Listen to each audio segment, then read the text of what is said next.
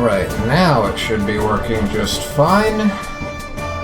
Let me go ahead and do a quick sound check and see if I can hear myself. Anything coming up here? I don't seem to hear myself. Wait, now I can hear it. Yep, we're good. Alright, remute that, and back to the main screen, and let's see what we can do for today. I was thinking of just skipping today and postponing until Sunday because I'm feeling a bit tired, but we'll see. Maybe this will be a shorter stream than usual, maybe I'll end at like an hour and a half, but let's proceed through Hafen City. I'm pretty sure we're going to be getting like a high jump or a double jump really soon, because every other path I've been taking, I've been hitting some sort of snag. Should be coming soon, at least that's what I'm thinking. And I did come up with a voice for... where is he? I think I know what kind of voice I want to use for this one soldier guy over here. I still don't quite have a grasp on the voice that I want for this lady over here. Maybe it's just outside of my range, I don't know. Ah, yeah, this guy over here. So, for this guy, I'm gonna give him this sort of, snooty, you know, what's the word? Kind of this snooty / prim and proper kind of voice. Though it may not seem like it right now, I have dozens of eyes around the city. Yeah, something like that. If there's a guardian out there, my rangers will find it. Although, I wish they still used horses for it. The fantastic creatures of this world are not really my cup of tea. Fantastic creatures in general are not my cup of tea. So yeah, that's the kind of voice that I'm going with for him. That is, if I'm even gonna keep up with this whole voices thing, because again, there's too many characters here. Like, I'm losing track of... I don't even know if I can remember all the voices I came up with on the spot for some of these guys last time. We never did find out if you were a guy or a girl. Let me go ahead and look inside the menu. Should be, yeah, under characters. Let's see, who are you?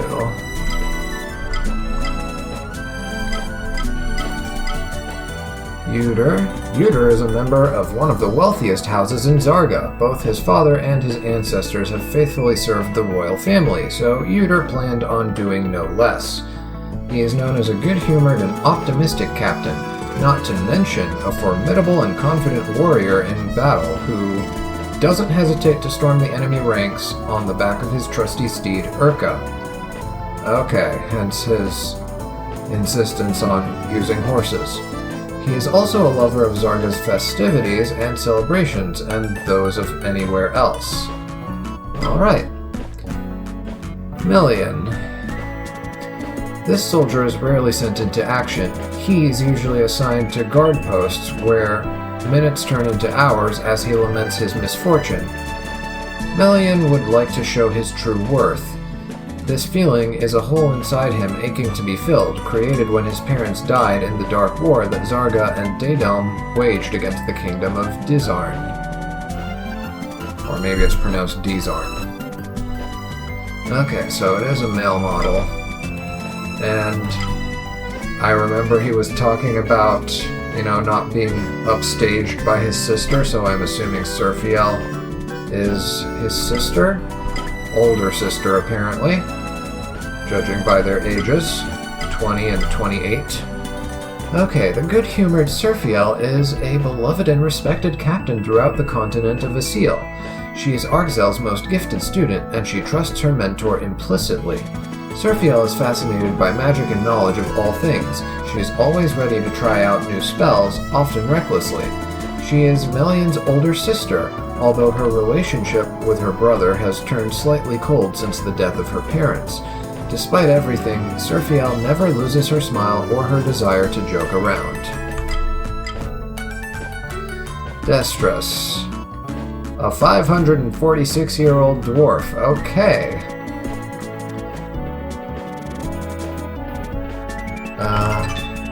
Oh, right. I forgot to look at their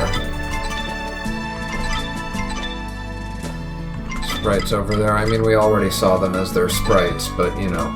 This dwarf spent her childhood running around her father's forge. When the time came, she took over and proved to have an innate talent for ironworking. She soon became a renowned blacksmith with a long waiting list of warrior customers, hailing from all the kingdoms of her world. After ending up in Terragaia, she was unsuccessful in her search for her father. It then occurred to her that if she rebuilt her reputation as a blacksmith, she would attract his attention and fulfill their long-awaited reunion. And I believe that's everyone. As far as the characters are concerned, what's new in the bestiary?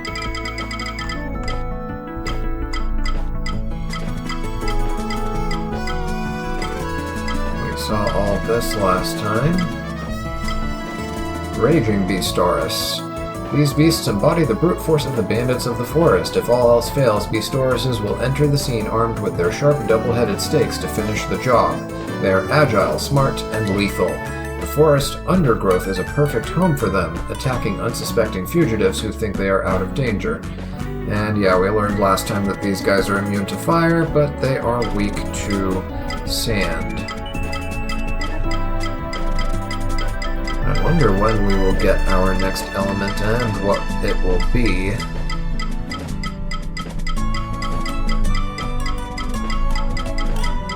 I'm trying to go through these slowly so that I don't pass over any new ones if there are any. Oh yeah, and we read about that one last time. Yep, we're good. Alright, now... Right, this is where our quest is, so I think we're just supposed to follow this quest line. Before that, though, maybe let's do some more reading in the library.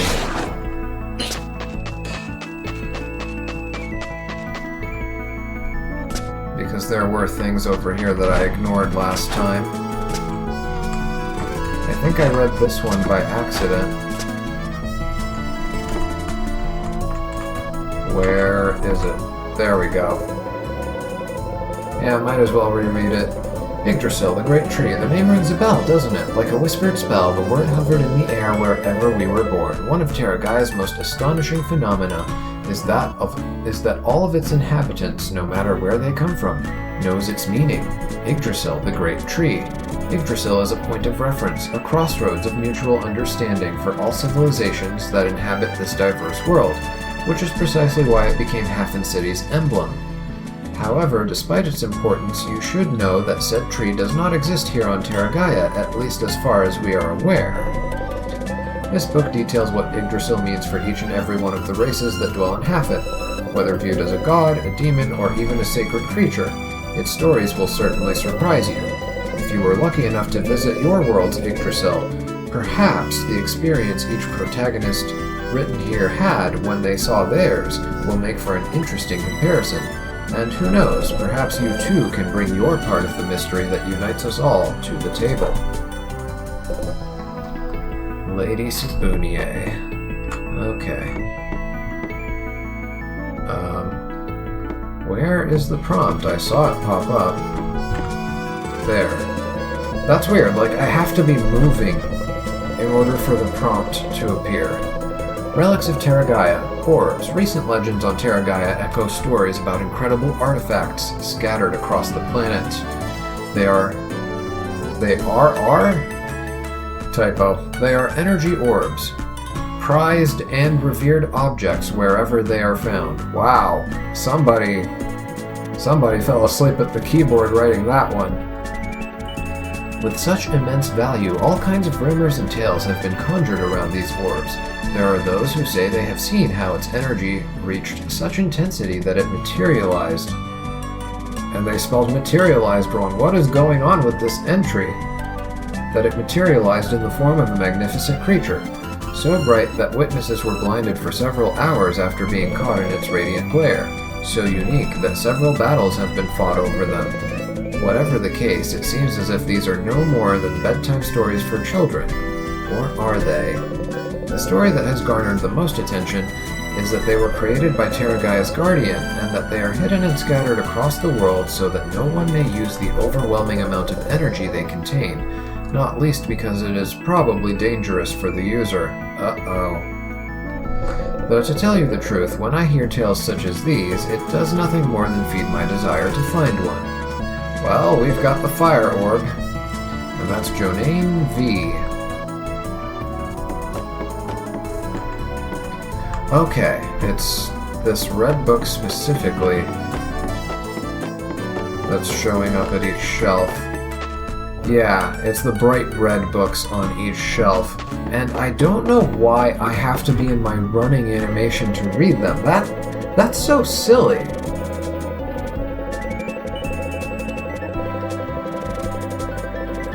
Hafen, the Eternal City. Hafen, otherwise known as the Eternal City, receives its nickname not from its perception as an ostentatious capital, as often believed, but rather because it is the oldest continuously inhabited city on all Terragaia. We owe its founding to the legendary Jivan, Lady Sibuna, and Beidril, who have dedicated their entire lives and energy to creating such a welcoming locale. Its history spans far too many thousands of years to be narrated, but its purpose has remained unbreakable throughout this time, welcoming hundreds of thousands of civilizations looking to live a pleasant, tranquil life in the great beyond. Among its most common inhabitants, it is possible to find dwarves, elves, satyrs, Cainims, Gullens, and even small clusters of Vis and Altera. Not sure what that is. I'm probably pronouncing it wrong as well. Not sure what either of those two are. I know the Cainims are just dog-like creatures because we saw that on the profile of the mapmaker guy, Scribbles. Actually, I'm not sure what a Gullen is either. I guess we'll find out soon enough once we meet one and read their entry in the little character encyclopedia. Hafen, like many other cities on Terragaia, is not considered to be a warring city, as conquest does not usually feature high on the list of priorities for the planet's regional leaders. However, it does sport a set of well-fortified walls and mana amplifiers ready to face all kinds of threats. It is also faithfully served by a well-trained guard corps that watches over Hafen's citizens, myself included, day and night. On the following pages, I shall explain in detail the different types of cuisine as well as points of interest that you can discover and enjoy in this wonderful place. Do not hesitate to use this book as a guide, especially if you don't want to miss out on everything that makes this great city what it is today. I dedicate this book to my family, whom I hope to reunite with someday. Melbus of Eunice. And can I go up? Oh, yes, I can. More reading. Oh, great. A brief guide to survival in Terragaia. You might not have gotten over the initial shock yet, but the sooner you accept it, the better off you will be. Believe me, dear. It's something that all of us have been through. If you want to survive in, or rather on, Terragaia. On.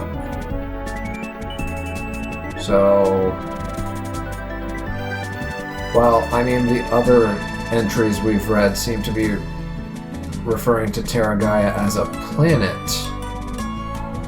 Or maybe it's like... I don't know, like... could it be some sort of ark, maybe? Or maybe it's a spaceship. Imagine that. I don't like when sci-fi and fantasy mix. I feel like you can only go so far before, you know, magic and science become, like, I I'm struggling to find the words. Indistinguishable isn't the right word.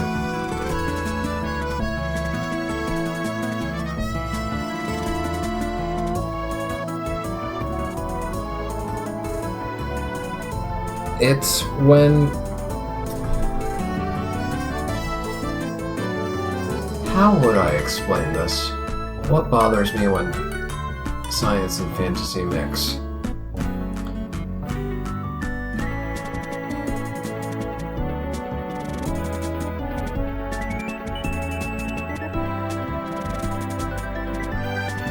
I'll have to think about that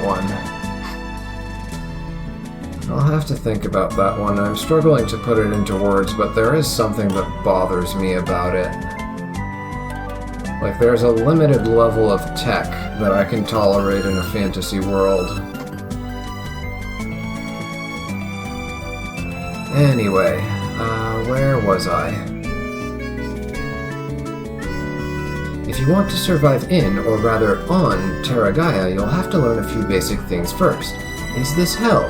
No. Luckily for you, my child, the Great Beyond turned out to be much a more pleasant realm than many of us believed it would be. However, some aspects of this world may seem a little jarring, so I'll try to accompany you through this strange and unfamiliar experience. To start, and as difficult as this is, you must accept that your loved ones are gone. Well, actually, you're the one who's gone. The important thing to bear in mind here is that you can no longer count on having them by your side, at least for now. But don't worry, Terra Gaia is a welcoming place. You just have to find a corner of it to fit into. What exactly are we? Well, it seems that the Valkyries have the power to ensure our souls keep the same physical form we once had. Put simply, we are the last bodily expression we had in life, a soul outfitted with our appearance and memories. This manifestation is often called an essence or energy, but I imagine this is something that only the Valkyries themselves can truly explain. Meat doesn't exist. You read that right. On Terra Gaia, you cannot eat meat ever again. We're the last reflection of what we were in life, so if we die or a part of our bodies is severed, we disappear forever. Though you shouldn't get too upset, there are many dietary alternatives. There's fruit, vegetables, even dairy products. In fact, you simply must try bovine cheese. I'd say it's to die for, but you've already seen that it's a rather uncomfortable ordeal. Either way, you should understand that while we can experience hunger, you don't need to eat to survive in the afterlife, as our bodies do not deteriorate with the passing of time. Food is considered more of a pleasure than a necessity. Even so, you should take care with the beasts that populate this world, as their primal instincts, including their drive to eat, are still very present. Terra Gaia is a place where energy flows differently than on our own worlds. As a result, many strange phenomena exist here, and it's worth making sure you're aware of them. As souls, there is an important distinction that many academics such as myself have observed. Standard souls are called common souls, which is the type of soul possessed by myself, the average Hathan citizen, and most certainly you. Note that within this category there are different levels of presence ranging from 1 to 10. Presence is a concept simply explained as each individual's strength. I knew there was going to be reading at the beginning of this episode, but I didn't think it would be this much. Alpha souls, on the other hand, are common souls which have somehow absorbed a multitude of common souls of equal or lesser rank. Alpha souls tend not to be trustworthy types as, in order to reach their level, they have had to eliminate or at least come close to eliminating other, lesser souls, thereby making themselves stronger, so that's the Dark Lance boss that we fought 2 episodes ago. There are, of course, exceptions, such as Jivan and Vedril, who acquired their energy indirectly owing to their already elevated levels of power. All Einherjar are Alpha Souls, as the mission they decide to embark on requires a high level of energy due to the difficulty of the challenges involved. What is an Einherjar? Those who decide to blindly follow the Valkyries' drivel and go bumbling off in search of the famous Guardian. So I guess that's gonna be us. We are on the path of the Einherjar. At least if we follow what Leandris told us at the beginning. When they leave this world behind to join the battle of the gods, they receive the title of Einherjar, a sort of champion in the service of the gods.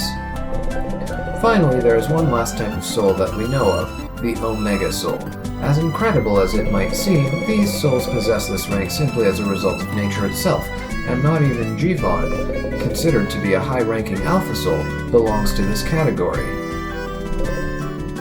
Lady Sibuna again.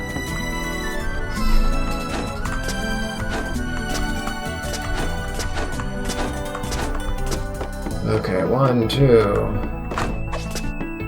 3, 4.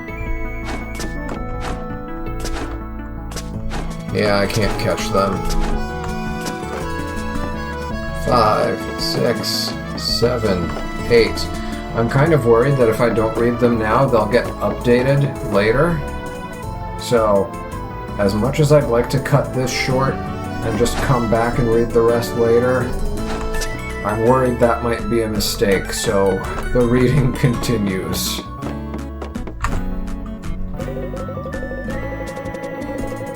Races of Terragaia. Humans. Humans originated on the planet Gaia. I hope that's intentional and they didn't misspell Gaia. They are part of the primitive civilization group and at first sight show no notable or special traits. The average human adult is around 1.77 meters tall. Humans can sometimes be selfish, egocentric, and generally contemptible creatures without much kinship with nature nor respect for others, but once you get to know them, you start to understand their various layers, their nuances, a race of highly independent beings. Some aspects about them can indeed be negative, but they also defend their own to the point of militancy and stubbornness. It is, in many cases, a way of showing love. Throughout their history, they have proven themselves to be remarkably imperfect, often making the same mistakes over and over. However, it is precisely this imperfection that makes them unique in the eyes of others, for they are capable of going to great lengths to achieve what they believe in. If a human damages something, you should know that deep down in their heart there is a glimmer of goodness. This glimmer has been capable of changing the world on several occasions and seems to drive them to leave a mark behind. Oh, and that one wasn't signed by the author. I was about to say I was feeling comfortable just, progressing the text because everything we read up until that one, we saw the author's name and that was when we knew it was done, but now I don't feel so safe anymore. Okay, elves. Elves originate on the planet Elin. They are part of the primitive civilization group. Elves can be characterized by their innate discipline and sensitive appreciation for nature, traits seldom found in other races. Their behavior drives them to form solid social structures in which every individual knows the role they play within their respective group. Elves do not often mix with other races, though they sometimes form alliances of convenience, becoming loyal partners in such agreements. They are not particularly affectionate, meaning not everyone is able to bond well with them, but their values are concrete and their lifestyle duly reflects this. Okay, so the person that we saw earlier must have been an elf on that one bridge. Dwarves. Dwarves originated on the planet Archon. They are part of the primitive civilization group. Dwarves are a peculiar race. As their name indicates, they are of a medium size, but possess inexplicably high levels of strength and stamina for their stature. Restless beings who always need to keep themselves busy, dwarves are driven by their need to feel useful. They are not the most tactful when it comes to socializing with others, or even among themselves, but despite their manners, they are usually kind-hearted beings, willing to help people they get on well with for very little in exchange. Their cities are known for the imposing fortifications that surround them, and their innate talent bears well for mining and construction, to the point that they voluntarily dig for minerals and precious metals. Working alongside a dwarf may be somewhat irritating if you don't know them well, but once you realize that their brutish mannerisms hold no malice, their tiresome quips soon become comical complaints. Bear this in mind should you encounter them. The Altera. I have no idea what these guys look like yet. The Altera originated on the planet Zulstia. They are part of the primitive civilization group. So I guess primitive just means, you know, humanoid.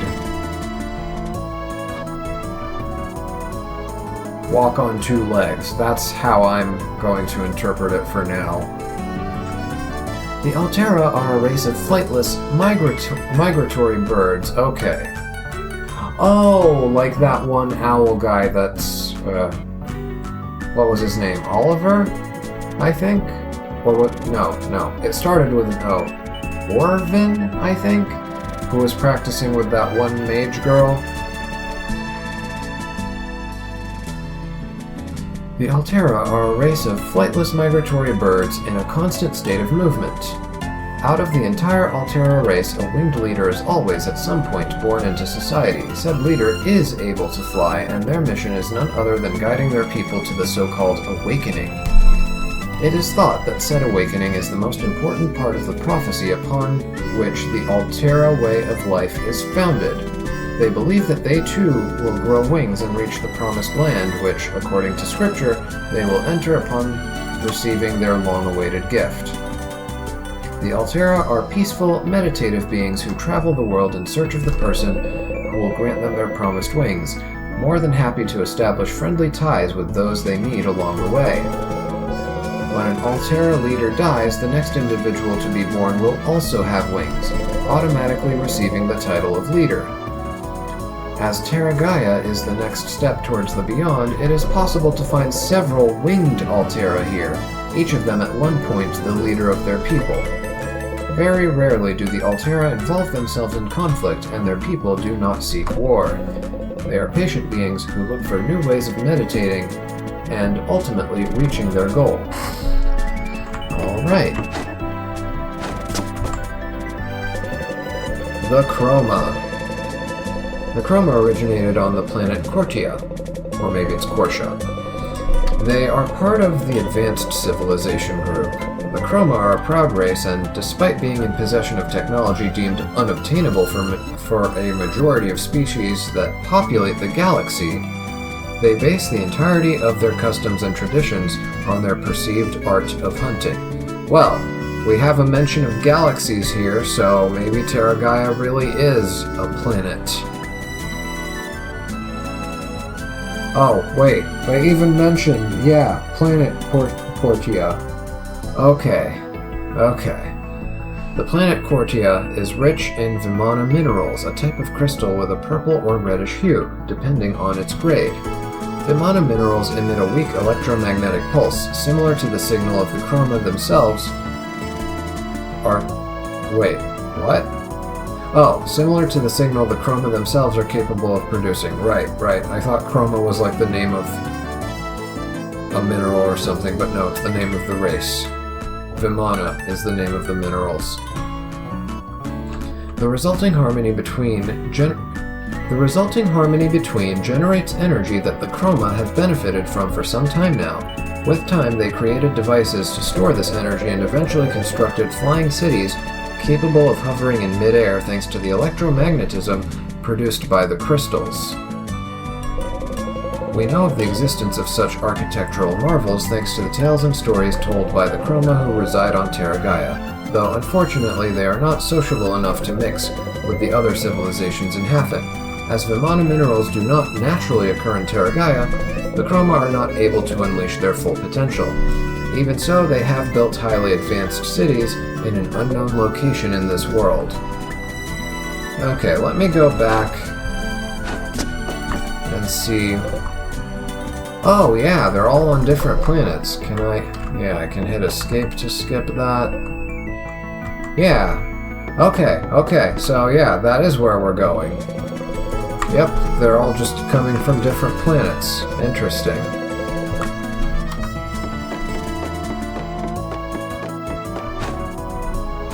I wasn't expecting an acknowledgement of outer space here, but okay. I'll just call them the Feast for now. The Fees originated on the planet Neptus. They are part of the primitive civilization group. Note that there are two major variants within the Fees race, saltwater Fees or Fee salts and freshwater Fees, also called Filces. The Fees are a race consisting of aquatic beings native to the planet Neptus, where 95% of the world's surface is covered in water, so that liters per cubic meter guy is probably a Fees, and I'm not even sure if it's even a guy. Let's see. Where was I? Yeah, where 95% of the world's surface is covered in water. Despite their size, they are an incredibly warlike race, or rather, they were in ancient times. Owing to the constant wars between their people, they came close to extinction, which may have come to pass if it were not for what is considered to be the most important intervention in Feast history, Baydrol.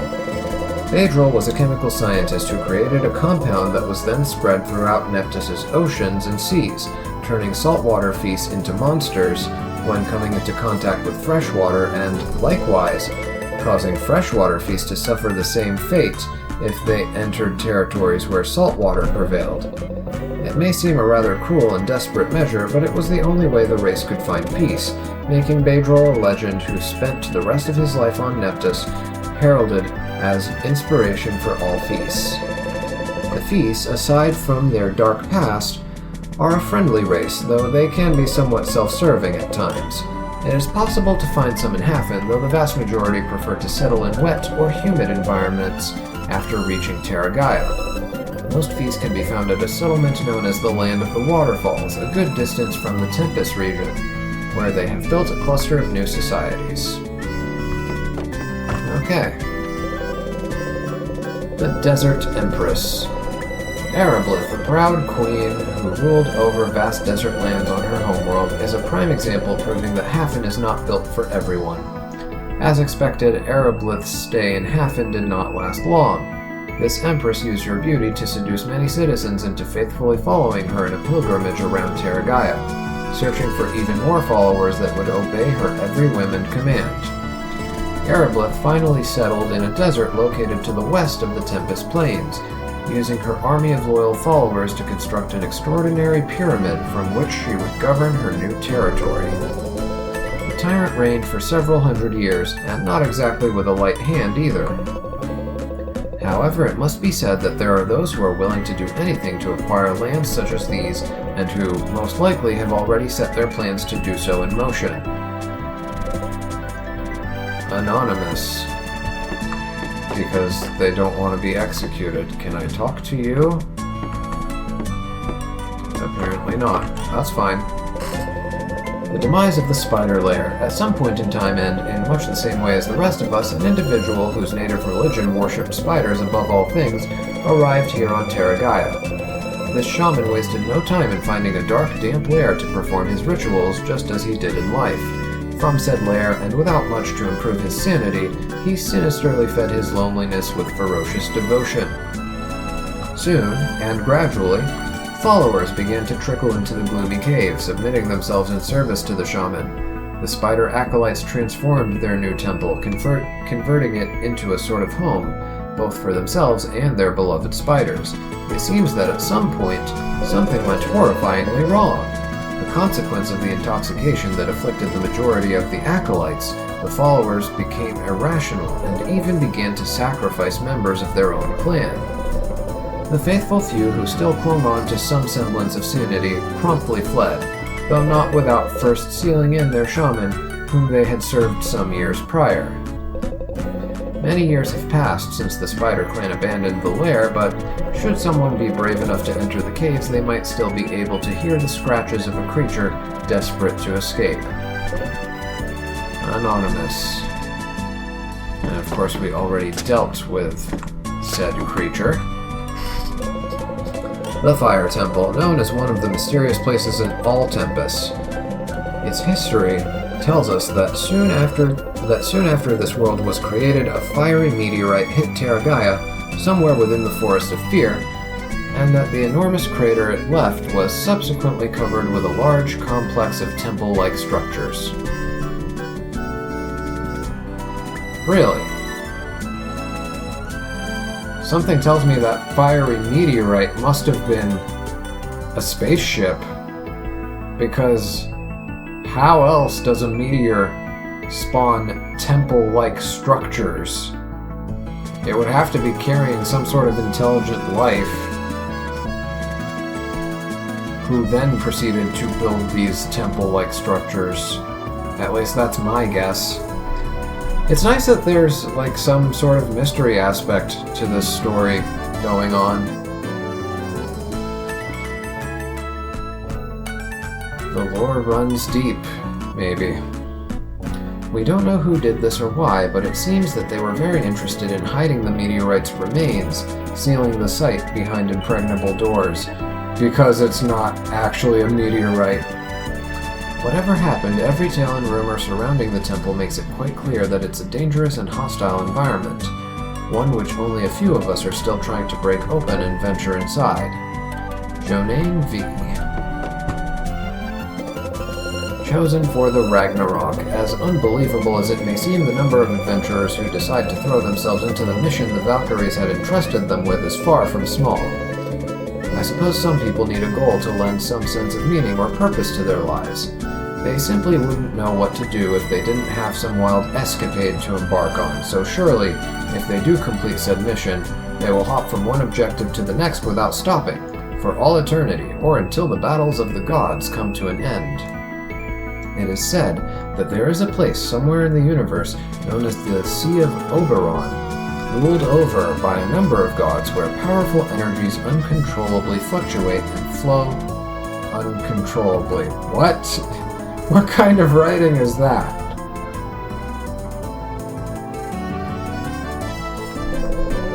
The gods there are essentially unfathomable for those of us who haven't seen them, and we don't really know what happens there either. We only know that the gods engage in battles against each other, waiting for Einherjars to arrive to strengthen their armies. Some aspiring adventurers have decided to abandon their mission halfway through, swayed by sudden revelations. Terragaia is one of those places that makes you reevaluate the very concept of mortal existence several times over.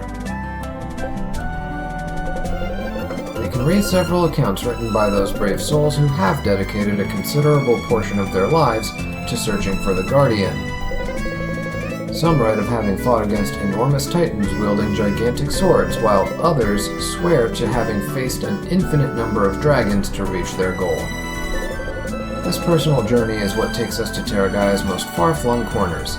Any destiny, fate, or goal is valid, and all of them make us great. The important thing here is to never stop feeling alive. That is why I respect those who opt for the warm embrace of a peaceful and uneventful life just as much as the, frankly mad, adventurers who set out on missions they are unsure they'll ever complete. Again written by Anonymous, and who might you be? I'm guessing that's like one of those notable people that was mentioned.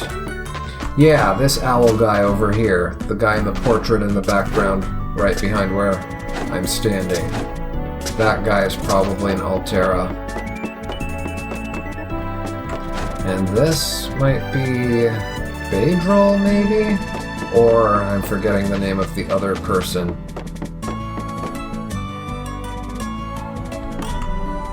That one looks like it's from, like, the dog race, the Canaan.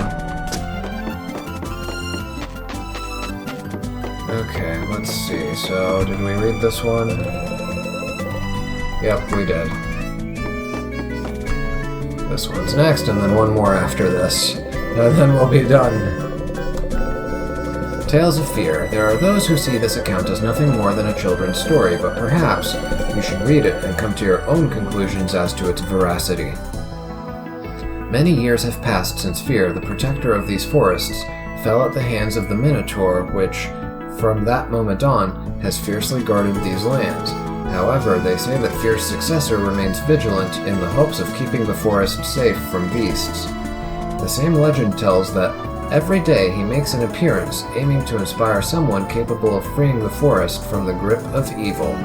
There is a special place in the forest, a pedestal-shaped stone set among a clearing, bathed by the dancing rays of the sun. It is said that if the hero can stand long enough, staring at the stone without moving a single muscle, and concentrating solely on its beautiful image, the new guardian of the forest will appear and bless them with his grace, allowing the hero to defeat any threat the forest faces. I'll have to try that. I'm guessing that's where we actually fought the Minotaur, is where it might be. Relics of Terra Gaia, crystals from outer space. Oh yeah. Yep, this is definitely this definitely might have some sci-fi aspects to it. Okay. This might be headed in an uncomfortable direction for me, but we'll have to wait and see. Terra Gaia is a unique place teeming with not only every kind of fantastical being you could imagine, but also a veritable array of incredible objects with unique properties. They wrote proprieties. Okay. This might be my first taste of why the game has some negative reviews.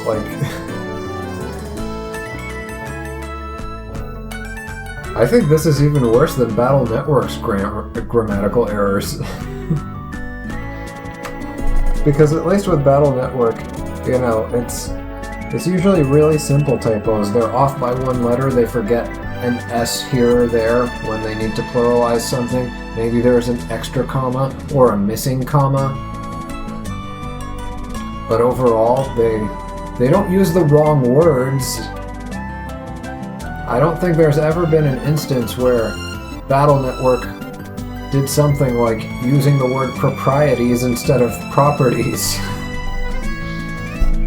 Maybe it was developed by a team that doesn't speak English as their first language, and they didn't have the best translation team. This provides any good explorer worth his or her salt with a goldmine of marvelous discoveries. Luckily, we have all the time in the world to explore it. My study focuses on the dark minerals that, owing to the composition, are, I am sure... Oh my goodness, not again. I am sure, are from outer space. My study focuses on the dark minerals that, owing to the composition, I am sure, are from outer space. They are light, shiny, and dark in color, almost black. My theory is that they form part of a larger crystal which fell from the edge of Terra Gaia's atmosphere, quickly weathering away and splintering into fragments, raining down upon the planet's surface, ending up scattered across the world. Okay. So we've got some dark minerals. On my travels, I have only been able to find small fragments. They are undoubtedly extremely valuable, but they have another property, one that makes them truly special.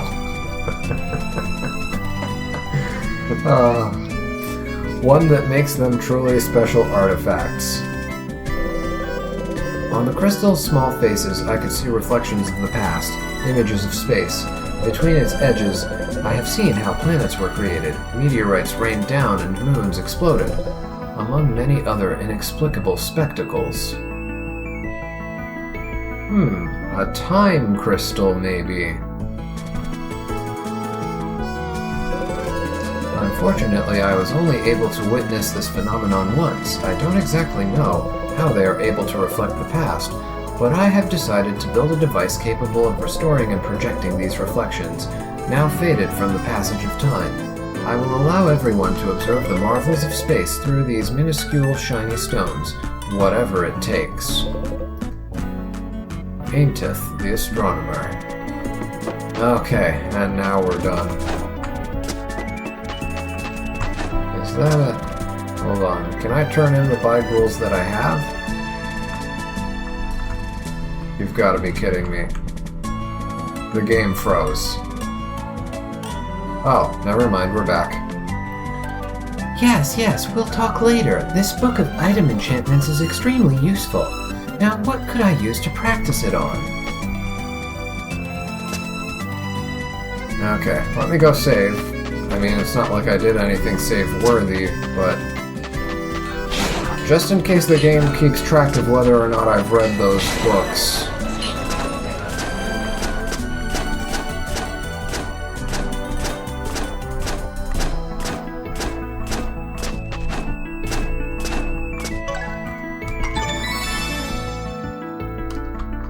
Okay, and now go up and talk to Owl Guy. Yeah, you. Can I go in here first? The Alchemist's house. Anything I can interact with? Can't go up. Okay. I kind of appreciate that. Because the alternative would have been probably more reading. I'm sorry you ended up here. It doesn't seem like it's your time yet. I mean, if you looked 400 years old like Jivon, I'd understand, but... Oh, never mind. I thought his name started with an O. I was thinking like Orvin or Orden or something like that. Okay, so this is Jivon. Edel, I'm right here. I don't remember what voice I gave this guy. And even if you weren't, you could hear me even inside the house. As I was saying, I know it can be a bit sad at first, but you get used to it in the end. Jivon became my family, and even though he's a grouchy old hermit, I've never felt alone ever since he took me in. Okay, so this lady is not actually part of our army. Her color scheme had me thinking otherwise. You could say that I owe him my life, or my second life, that is. I can't lie to you. I love it when adventurers like you come to Hafen. Do you know how many times I've imagined myself traveling around Terragaia in armor like that, facing danger? Jivon is too protective of me. He doesn't let me set foot outside the city. It'll be hard for me to convince him that I can defend myself. But I won't bore you with my problems. Stop by every once in a while. I look forward to hearing all about your adventures. I hope I'm not the first to welcome you to Hafen, soldier. Yes, I know what you must be thinking. Why is there a city in the afterlife? Indeed, all of Terragaia's inhabitants perished at some point. Then our souls were rescued by the Valkyries. I'm sure you think you must fulfill your mission. That is normal. After all, they are the ones who brought you here. But you know what? We are still the masters of our own destiny. What did they promise you? Glory and unimaginable powers if you place yourself in the service of the gods? I don't believe in such a fate. I've always viewed their mission as a way of helping us make sense of our existence after death, to give us a purpose of sorts. But honestly, is that what we are to die for? To become embroiled in more war and suffering? I founded this city to be a point of union between all the species that inhabit the universe who are looking for a peaceful eternal life without conflict. I shan't keep you much longer. The fact that you are still in your armor speaks for itself, but know that if you change your mind, there is always a home for you in Hafen.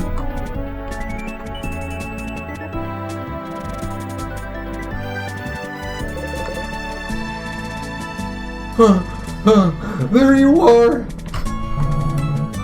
If you ate more, you'd be less tired. If you didn't need all the supplies, maybe I would! Come on, let's not dwell on things. Yes, this soldier Brigard sent us to find you. What have you done now? It's none of our business, Grouper. I think the less we know, the better. Well, we've already told you. Brigard is waiting for you at Zarga Marquis. Rupert, get a move on. This issue is still going to affect us. Take care, soldier. We're off. Run! Best not keep your general waiting. Alright. And that updates our quest.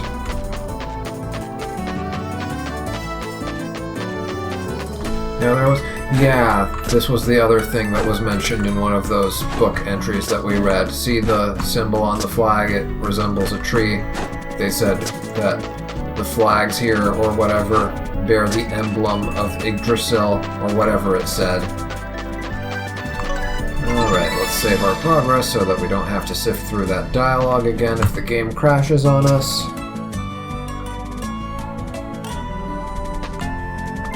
I already spoke to you guys and I took this mission to find, this guy who is lurking in the Forest of Fear.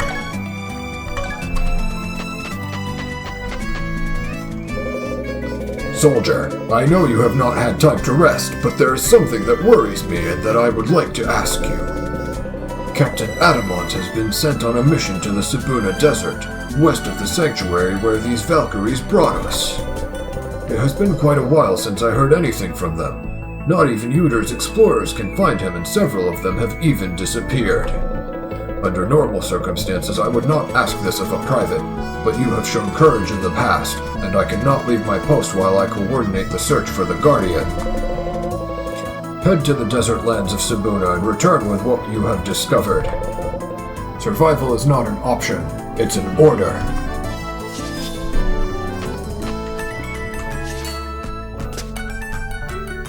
Okay, now can we stop by Balof's house? Let's have a look. Ah, yep. What do you think of the city? You're just in time. I just found it. Turns out we've been using it as a tablecloth for a couple of days. It's true what they say. The best hiding place is right under your nose. Here you are. All yours. Please tell me it's a double jump. You got Hunin's cape. While jumping, press Z again to jump even higher. Yes, I knew it! I knew it! With it, you can jump again while jumping. You can't get much better than that. By the way, your tent fabric is very thin, so I couldn't, nor did I want to, avoid hearing your conversation with that serious fellow with the sword. I must say, to reach the Sibuna Desert, you'll need to take a huge detour from here. It's a very long journey that will probably end in death and despair. But don't worry, there is a way to drastically shorten the trip, so much so that even I could make it there, even though I don't like the desert. The heat there makes me smell like bacon and attracts vultures, you know. Speak with Garchua, the engineer. You will find him at Hafen's entrance, up the steps. It's unlikely he'll listen to you, but just tell him who you are and what you did for me, and he'll help you. That dwarf owes me more than one favor, and I can use it to help you.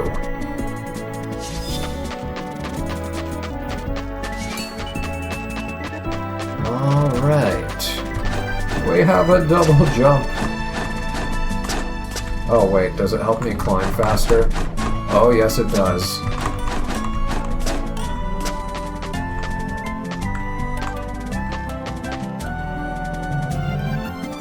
One moment, please. Almost got it. One moment, please. Almost got it.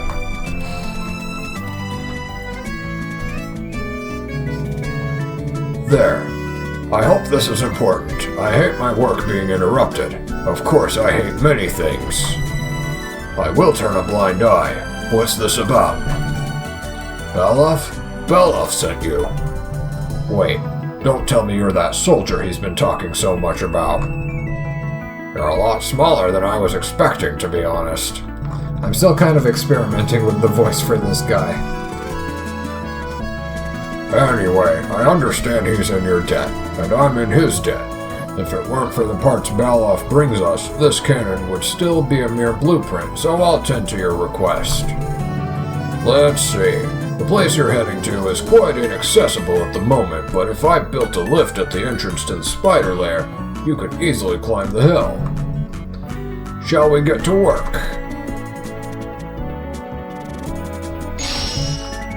Krath! Leave that. We have some freebies to take care of. We'll continue later. Head over there later. Something like this won't take us long.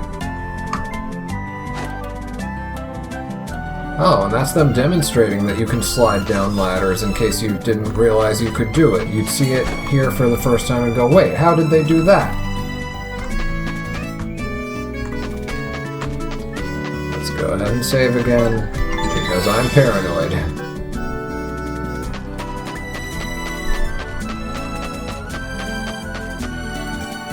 Okay, we have... Oh?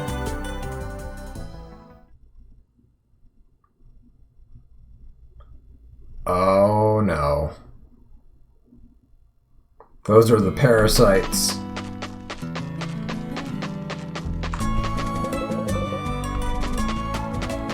Their dialogue hasn't changed. Yeah, you are an elf. An elf having an existential crisis, apparently. Okay, in the Forest of Fear, we're hunting down a certain Raynus.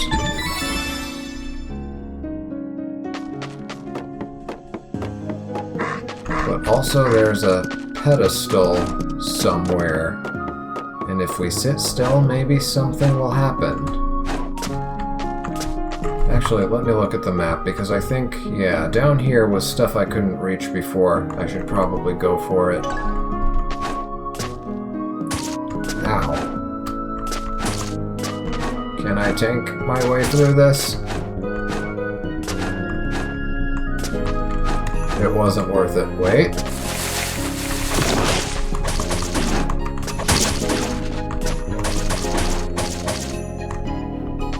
Okay, I need some sort of new ability here. Yeah, fire isn't gonna work on this. I didn't think so.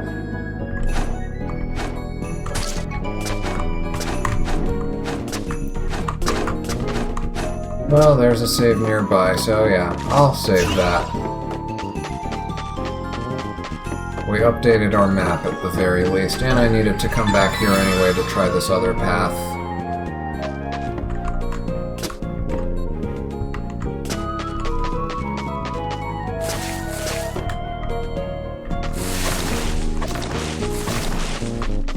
Don't need that right now. Probably save this grass in case I need to heal. Okay, what are you? Another potion I can't use? Yep, that's what I thought. Oh, but there's something over there. And I can't reach that. Let's see what happens if I go down this path. Oh, right.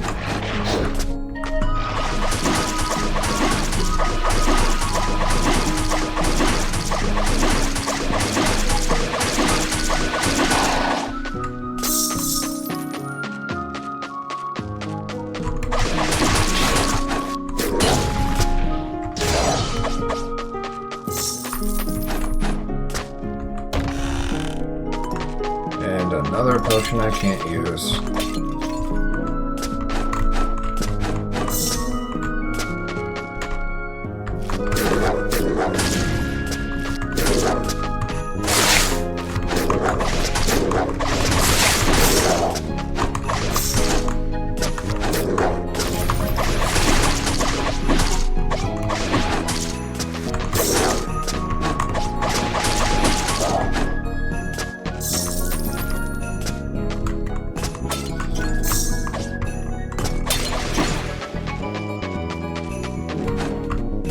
Not putting up the best fight, but as long as we're surviving.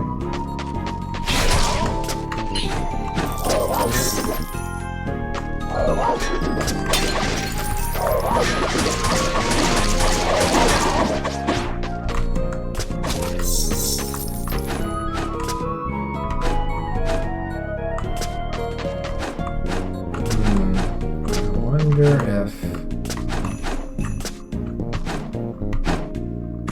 Yeah, I can't reach it from here.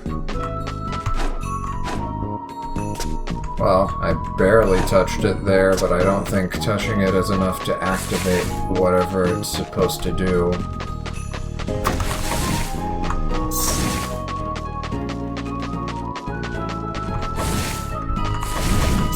Oh, right, and this just takes me to that one location. Yeah, I think this guy over here is a feast.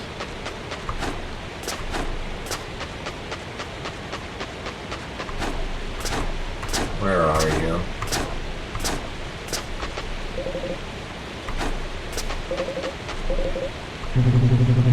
Daedral, yeah, okay. Okay, so we did meet him before. Right on the money. That confirms it. Ooh, and I can get up here. Nice.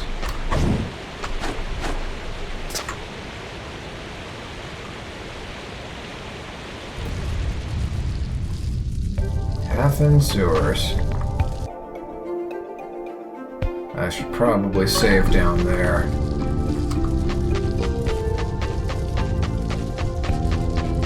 Oh, well, that's another one of our bi-ghouls. Can we see it on the map?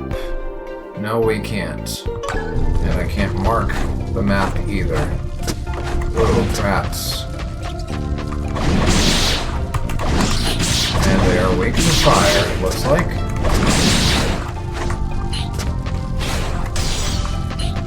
A 101 damage.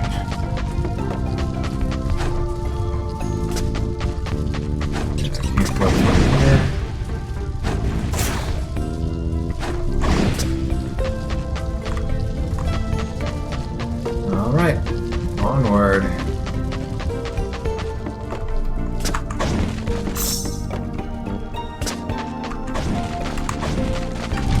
Open sesame.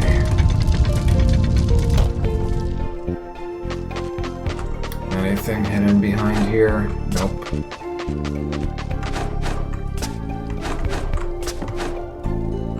Nothing there either.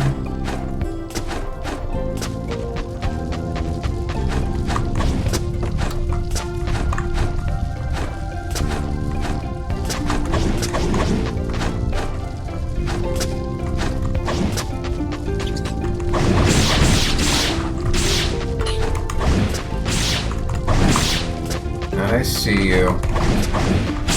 Your invisibility doesn't faze me. Oh! Wow! No, I'll take that loss. And I didn't save in front of the entrance to the dam, so gotta make my way over there again. Oh, never mind. I get to just continue. Right, checkpoint.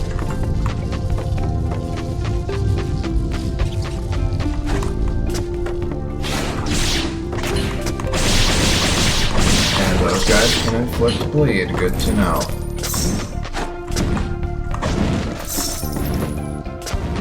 Oh my goodness.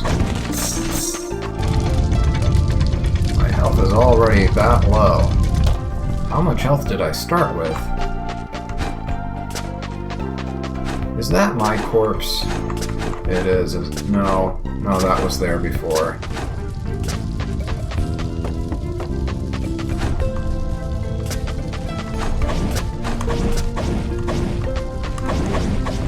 Where did you run off to?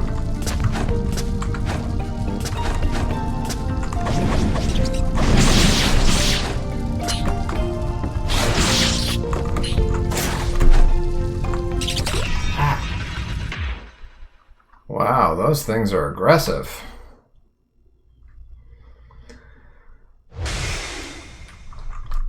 Maybe we need to work on defense after all. Okay, how much health do I start with? 35. Yeah, so what I had when I started.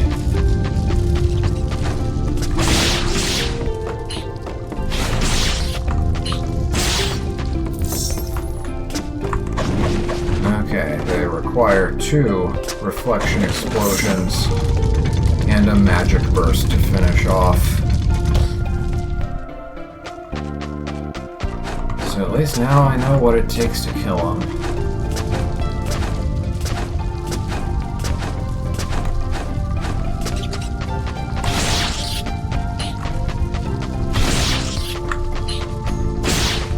Ah, not even that was enough.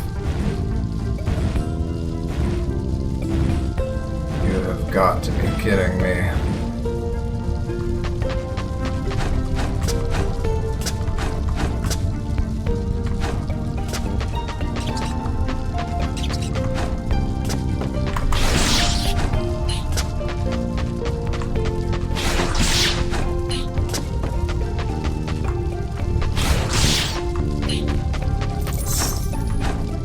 There, that's the safe strategy for dealing with those guys.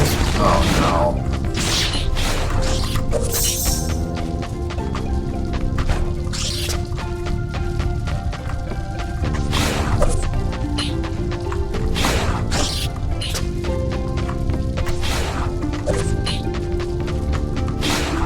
Still not enough.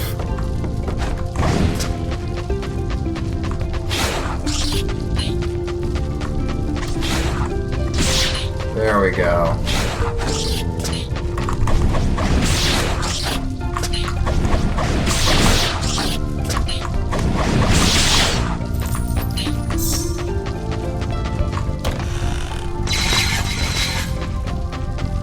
And I probably could have used my bombs. I keep forgetting that I have those.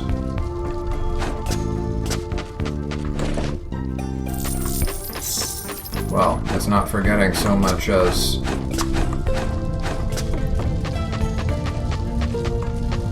just not wanting to use them yet.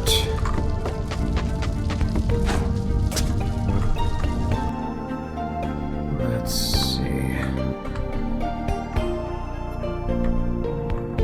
I could go back for that save, but I would expect to find one soon enough if I just keep pressing onward anyway. Gotta keep an eye out for invisible rats. Like that one up there. Okay, it hasn't noticed us.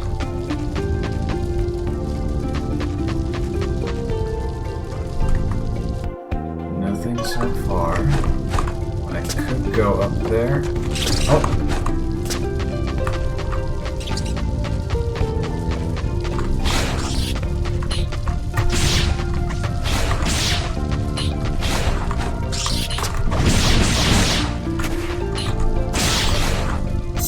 Alright, that's one taken care of. Let's wait for my mana to regenerate.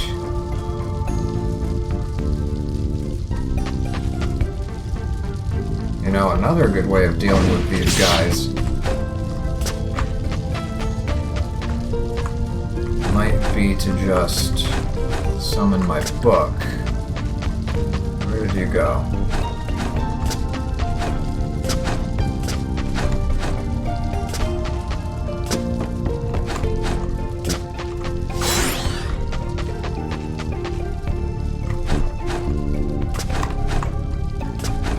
Seriously?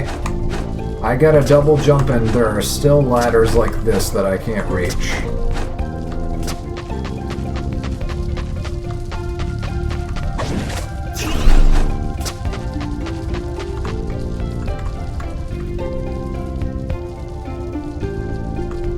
Oh, looks like a teleport point maybe?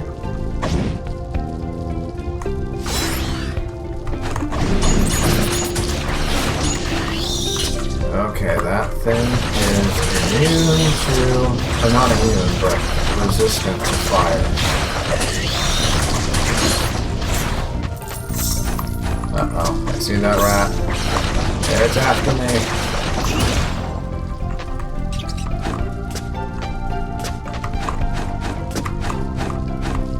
Okay, where were we before we got interrupted? Yeah, I can't get that one.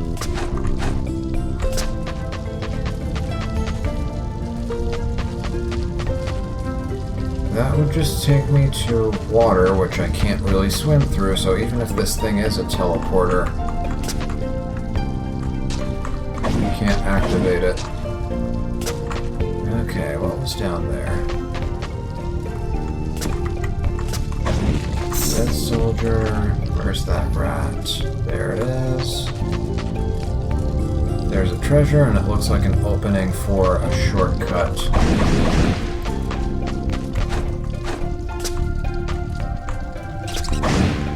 Ah! I didn't see you!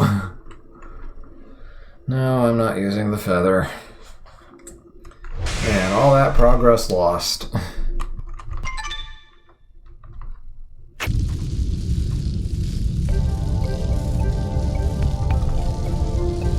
Well, at this point I might as well heal up.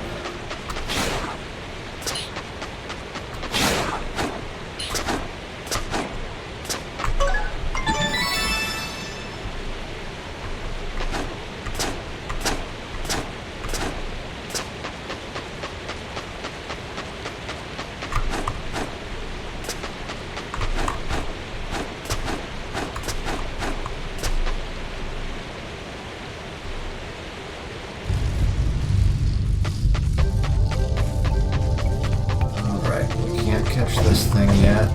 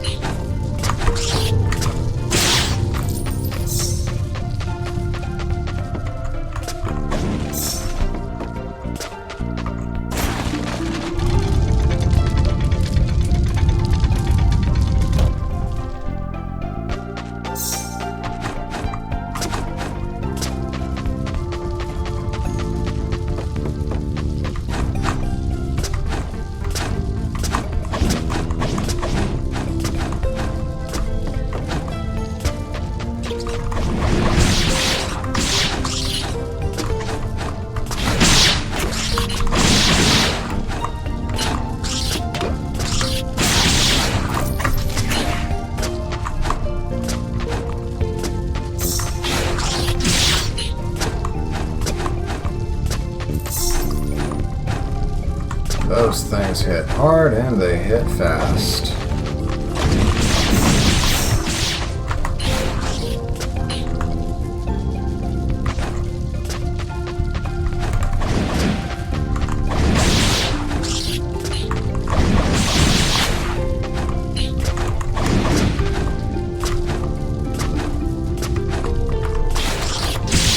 There we go.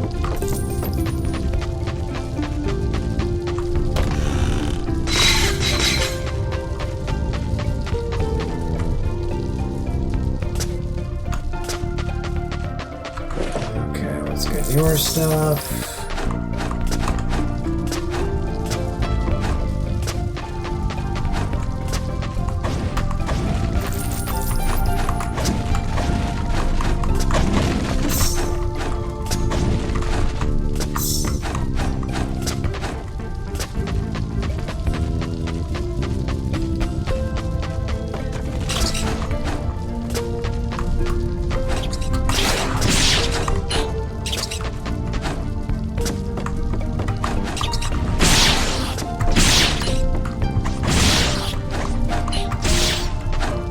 Going down.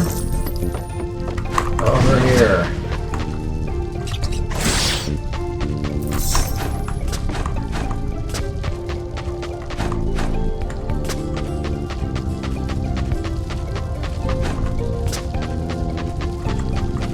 Got a switch here because this guy is resistant to fire.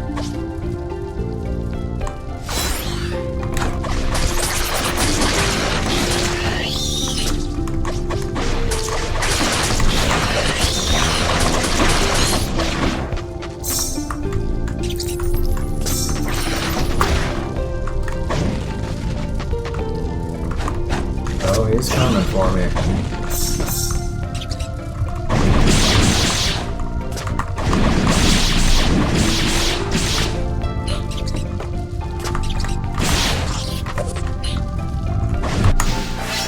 Yes, leveled up.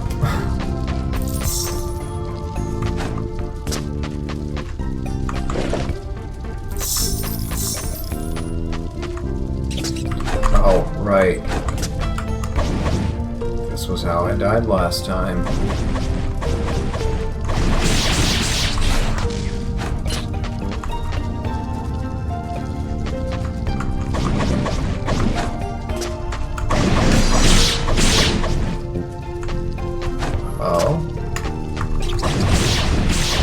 Okay, I can't jump that gap. Good to know.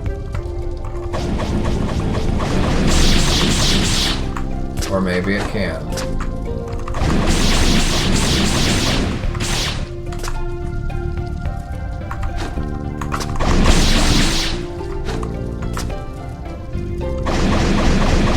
Oh!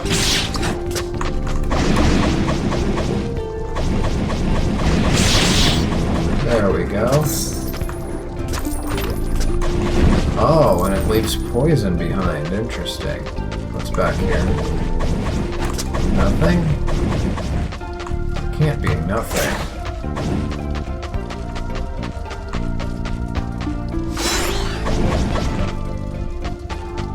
Okay, it really is just nothing. Okay, that's the shortcut opened, and we got some rocky rights. Okay.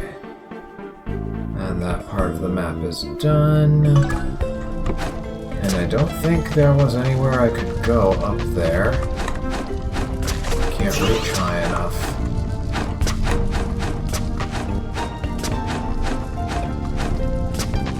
Yeah, that's a dead end. We can't reach there.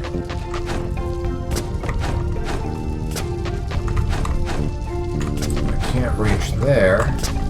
You'd think I'd be able to just grip it, but no. Okay, we're gonna need something even greater than the double jump.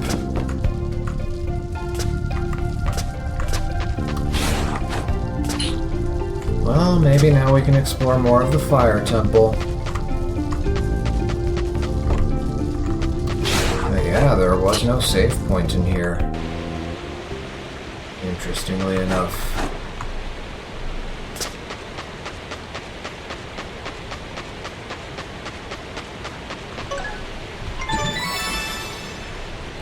And I know we have some points that we can spend. Let me see if there's anything I want to use. So my plan was to get the mental shield so that we can unlock whatever this is at level 12. But maybe we should wait until we see what this is before we pick this up. And see how much it costs. Unleashed burst. Increase the power of bursts if your staff is fully charged, which is often the state that I'm in when I use my bursts, because I don't use them that often. Although I probably should. And I haven't been using my defenses very much, so that path is not good for me right now. Yeah, I think I'm just going to wait until I reach a higher level so that I can see which branches I want to take.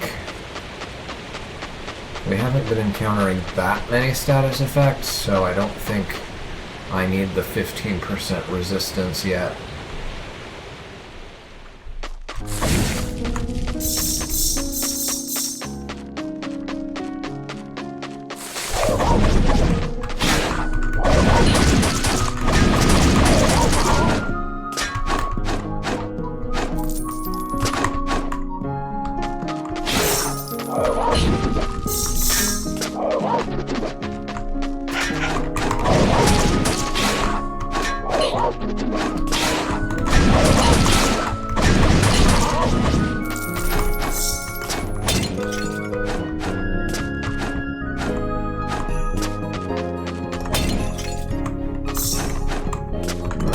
What's up ahead? Yep.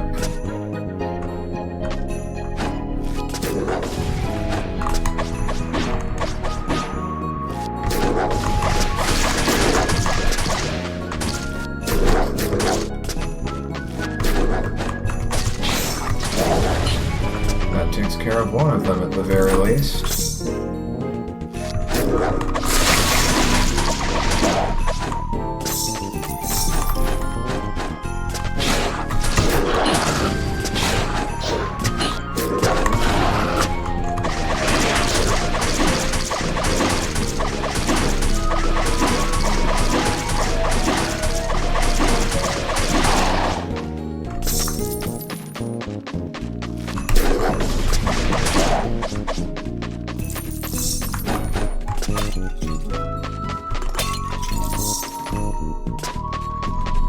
Well, I don't think money is going to be a problem for us. Until the armor and weapon upgrades start becoming ridiculously expensive, that is. Speaking of, I should probably upgrade my armor now that I have some more rockyrite. I think I'm going to need it.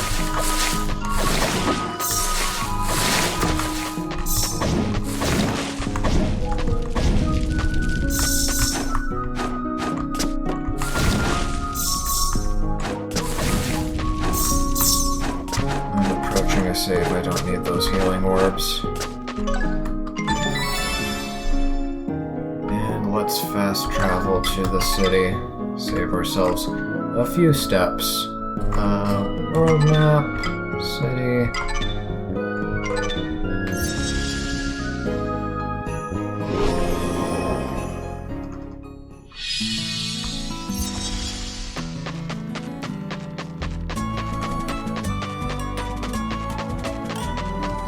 Wait, now that I have a double jump, can I talk to these guys? No, it's just not possible to talk to them. And there's another Yggdrasil crest right there, above the fountain. Okay. Where is my blacksmith? There you are. I don't even know what to do for this voice. In case you haven't noticed, we dwarves are busy people, so get to the point, I have things to do. Yeah, let's go ahead and upgrade my protection.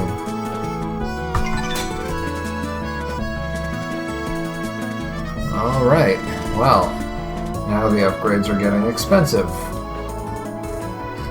In more ways than one. Exit.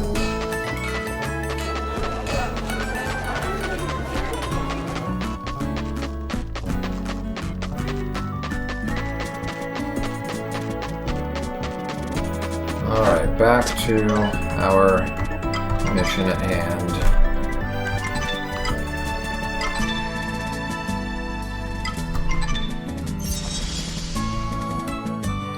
Let's work backwards because I think that's closest to where the Minotaur was.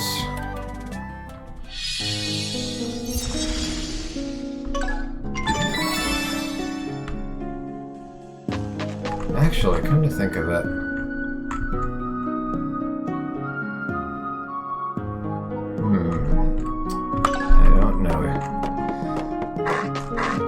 let's look at where the Minotaur was and see if there's some sort of pedestal there. Oh, baby slimes. Oh, and I can burn those flowers too. I didn't realize that. And I missed this before. Anybody in there? Doesn't look like it.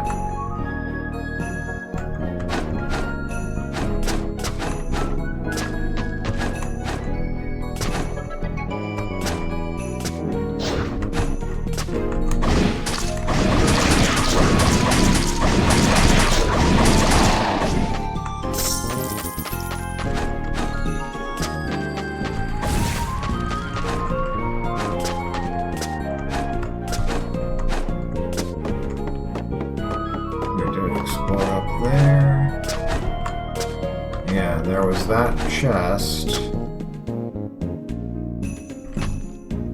Is there a place I can stand here? Oh, and that's another thing I noticed in the video footage from last time.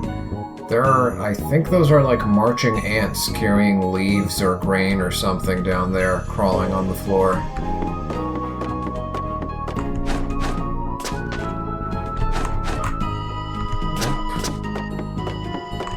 That's not something we can stand on. Does the map show anything we can stand on?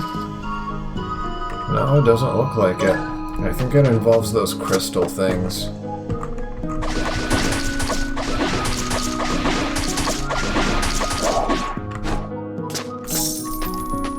Of course, the big coin had to fall in there.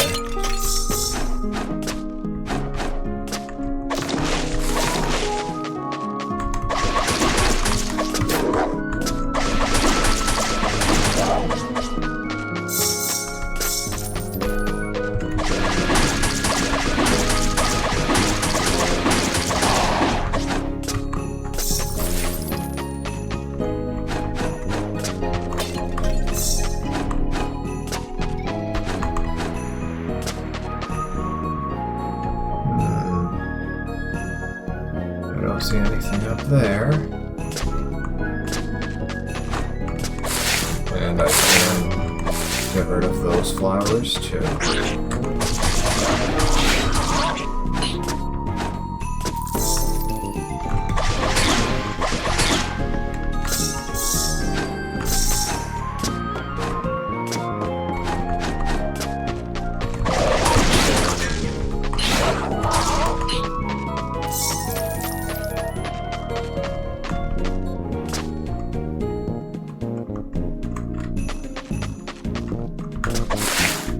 Kill those two. Okay, I think I'm starting to get a feel for what can and can't be whacked in the foreground and background. Okay, this is where we fought the Minotaur. Oh, and he did make graves for them. Is this the pedestal? I'll stand here for a second and see if anything happens.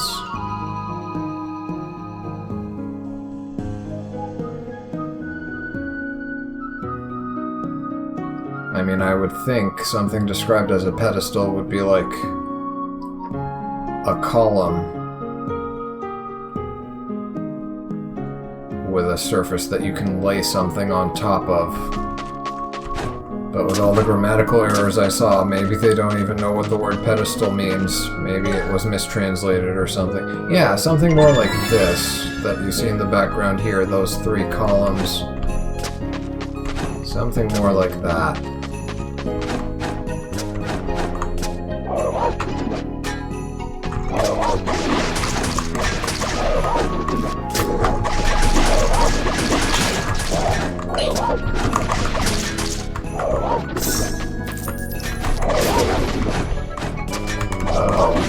Possessed. No good. They're not possessed. What's the word? Parasitized.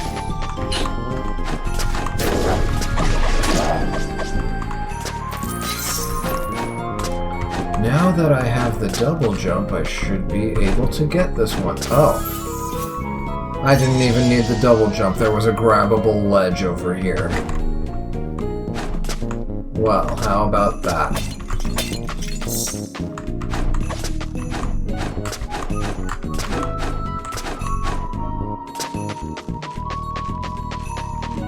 There was somewhere high up here that I couldn't reach before? No.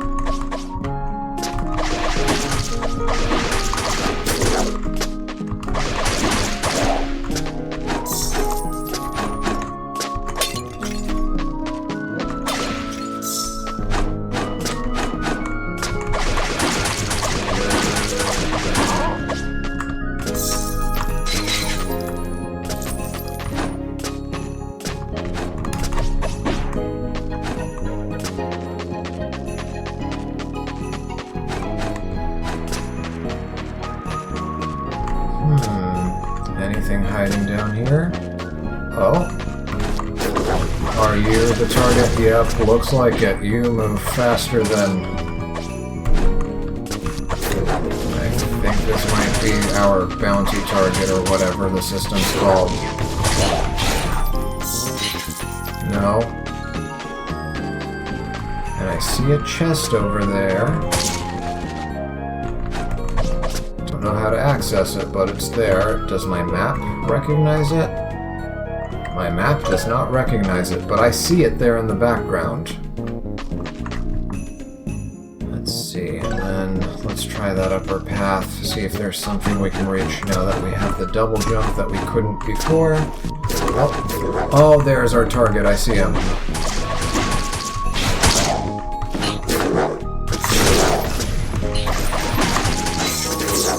Oh, they left a trap.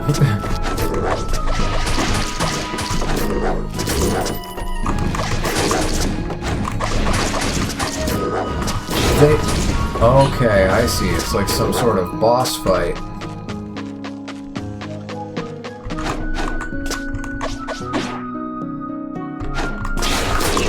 Oh. And he was the one who threw that trap. Alright, well, I'm not too far from a save point. I think I need to catch that Baigul again, but other than that, I don't think we lost any significant progress. Oh, never mind.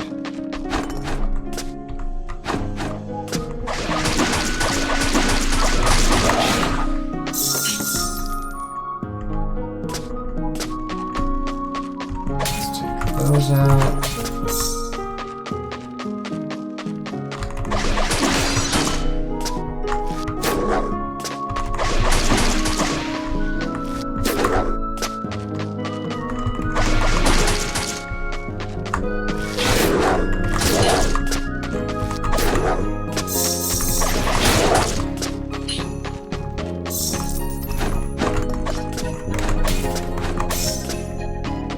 Well, I can always burn the grass for more health. I heard those. Where are they?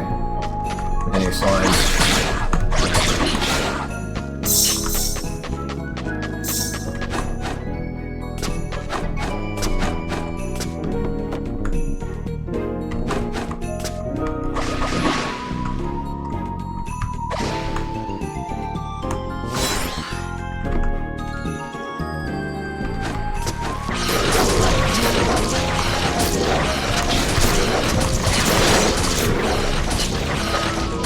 My goodness, what a battle.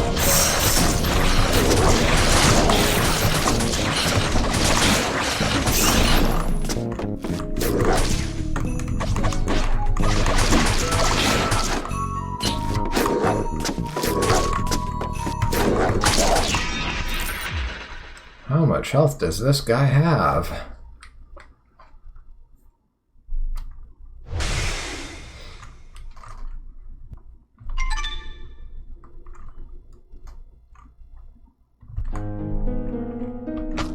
Supposed to be one of the easier bounties. And I see my checkpoint has changed.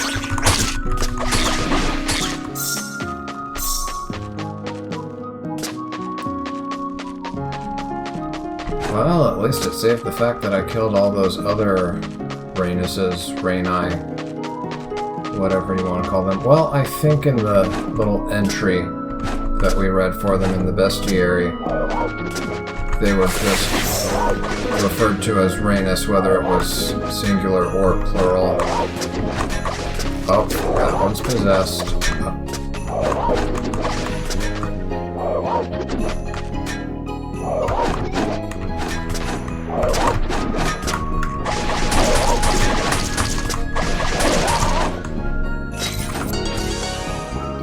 And we got another Amulet of Greed.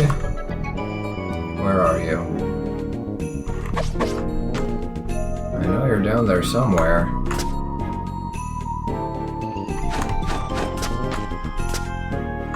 There you are.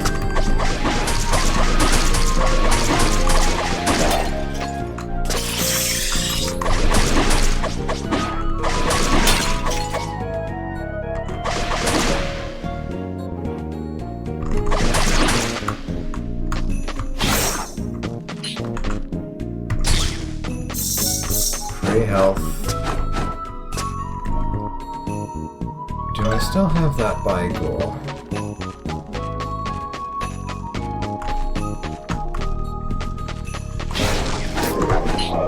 Yes, I do.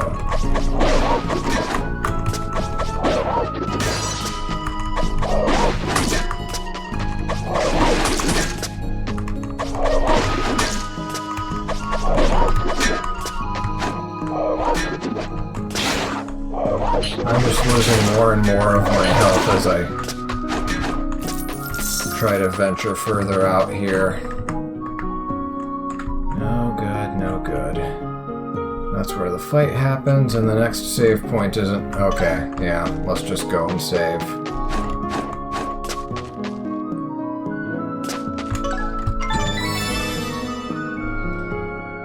It'll reset the monsters, but we're probably better off this way.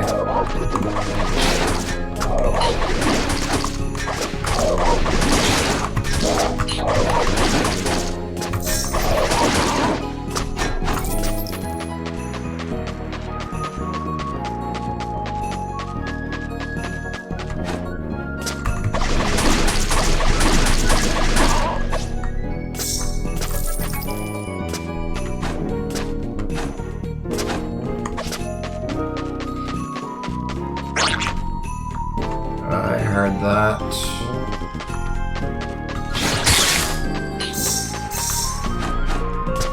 They're not taking me by surprise, that's for sure.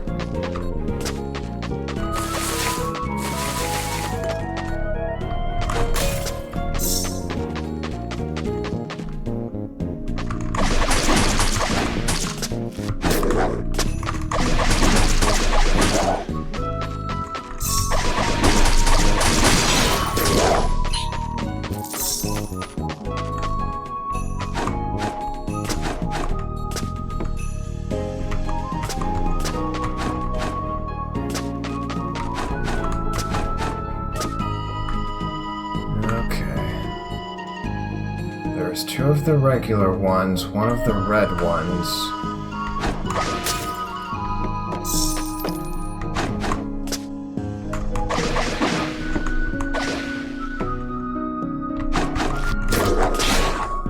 They all get alerted to my presence.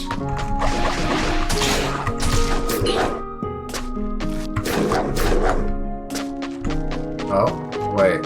They disappeared. Does that reset their HP? Probably does. And they got a free shot at me.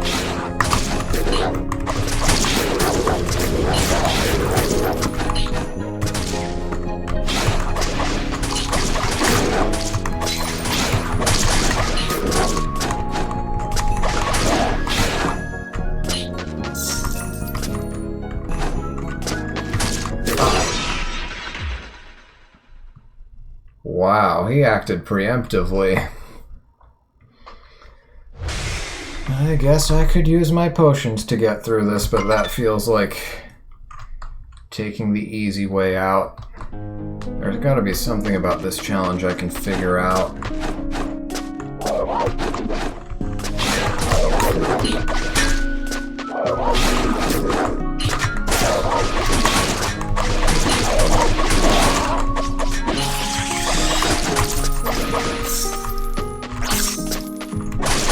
And I'm cursed.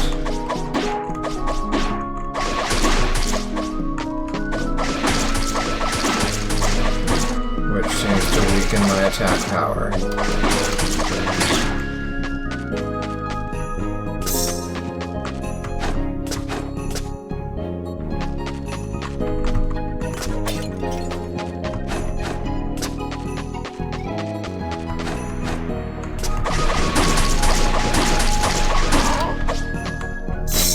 That's what I'm looking for, health.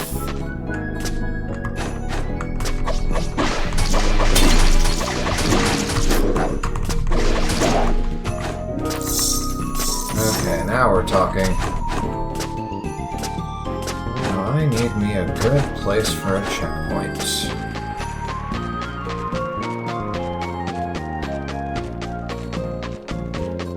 And I think I had a checkpoint over here somewhere. Yep. And I'm at full health, so when I retry this, I should be full health for every attempt.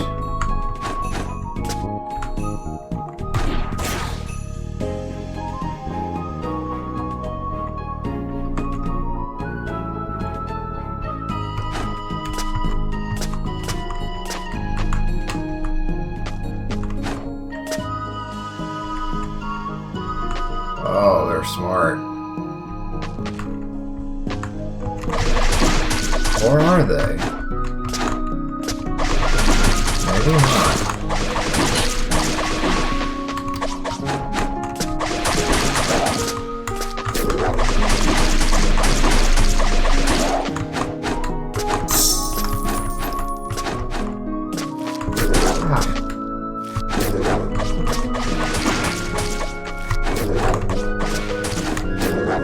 And there's more.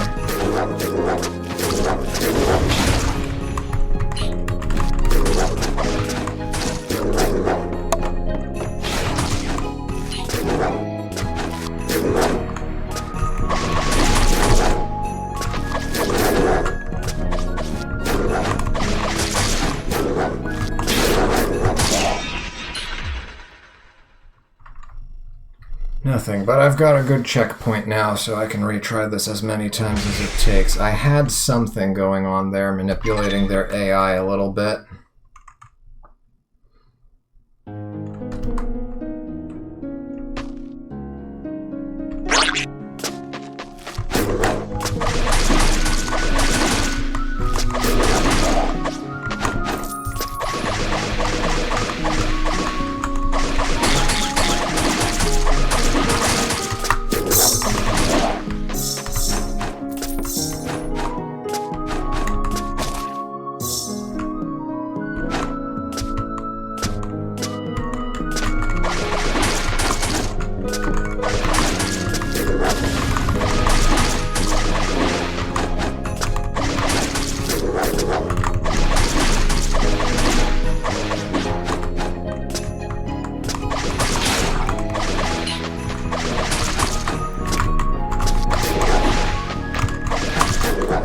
Now they've come all the way down.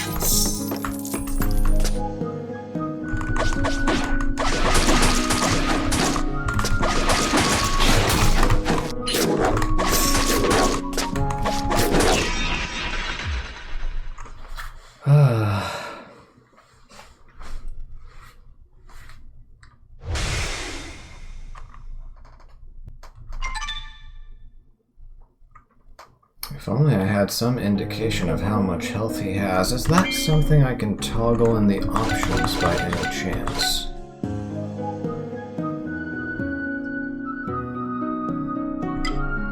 Doesn't look like it. Nope.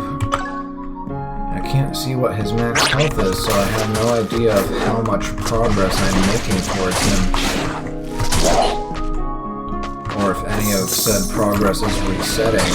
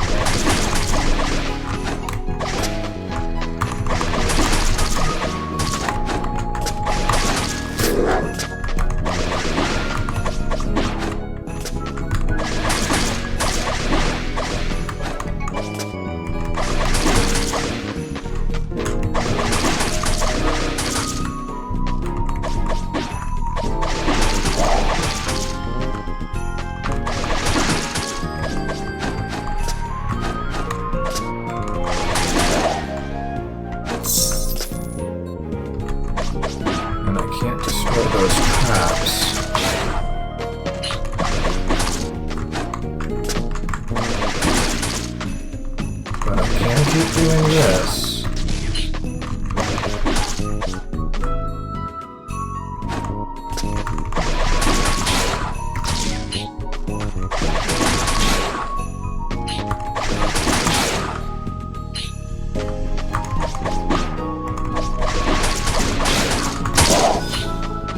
All right.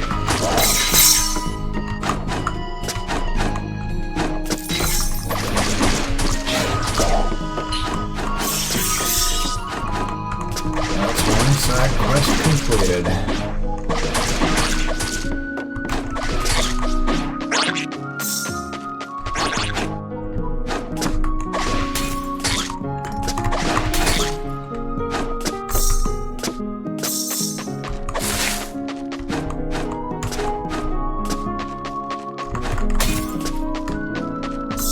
Don't need it.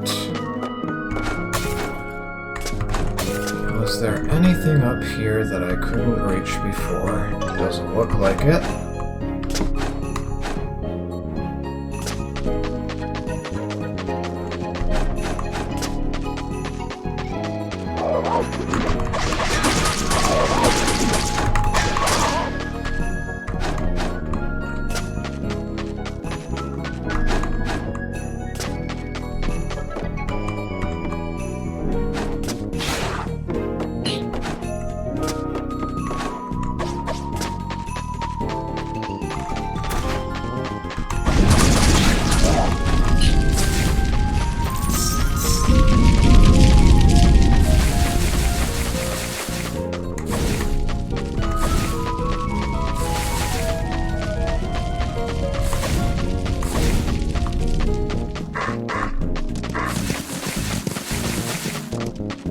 There's probably some sort of interaction I can have with those things if I have the right ability, item, whatever.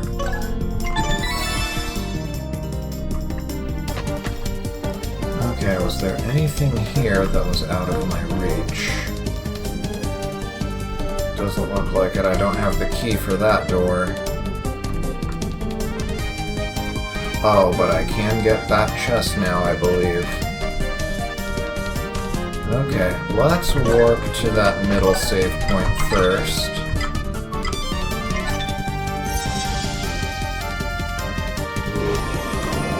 And see if I can... Oh, I can reach that Beigel now.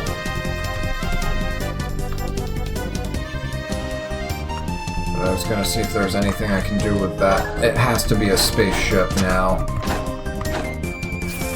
Alright, got a Radiant Beigel.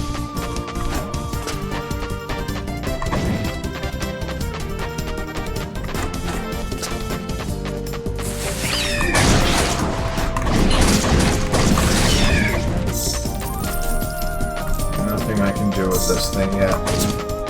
It's almost definitely some sort of space thing. A bit too small to be a spaceship unless it's just a representation of a bigger thing.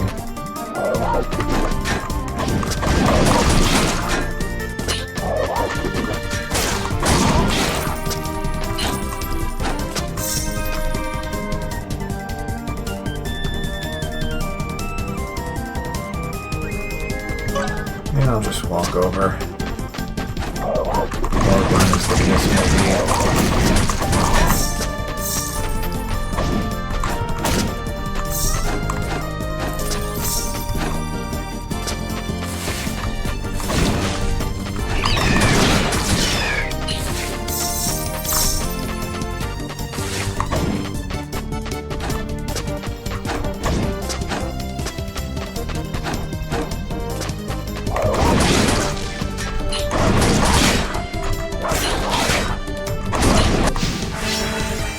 Alright, another level up so soon, too.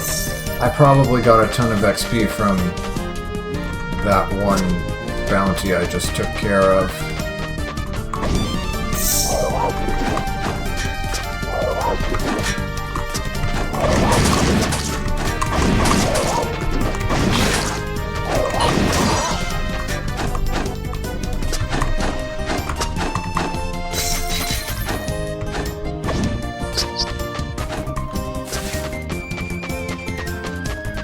Okay.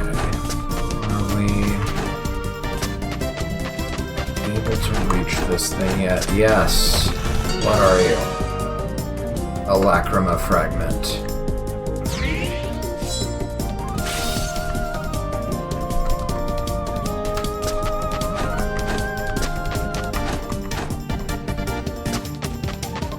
Okay, now we can save.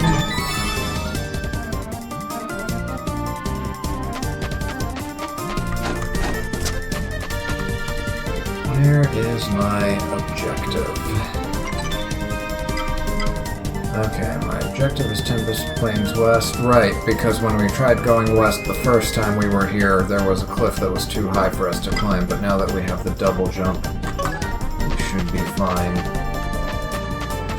Okay, I want to actually explore more of the Fire Temple now that we can actually go in there.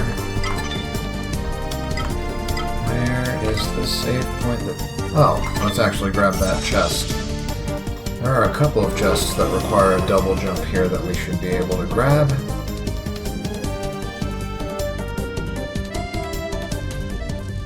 And they did tell us to go through the spider lair anyway to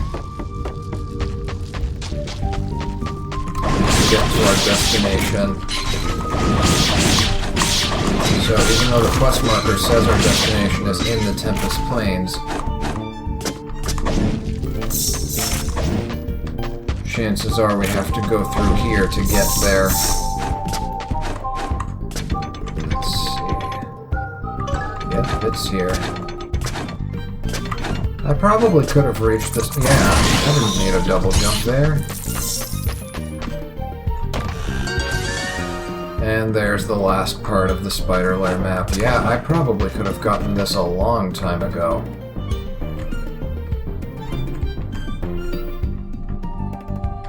And I think I can reach up there now and see what's going on over there. That's just a tiny bit of map that I didn't get.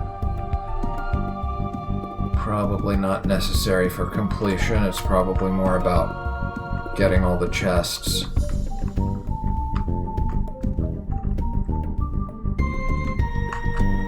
Yeah, there's that one which needs a double jump and that one which needs a double jump. So let's go to that one save point. Okay, where is my dragon sword? There you are. Let's fast travel to there.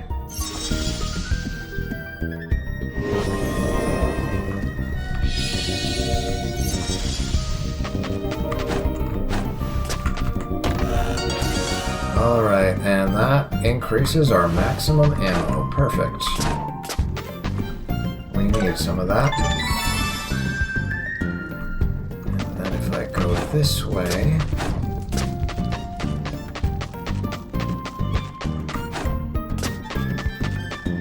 we've got one more chest we need to grab. Oh, possessed. I thought I saw a tinge of purple there, but it was kind of hidden by the waterfall.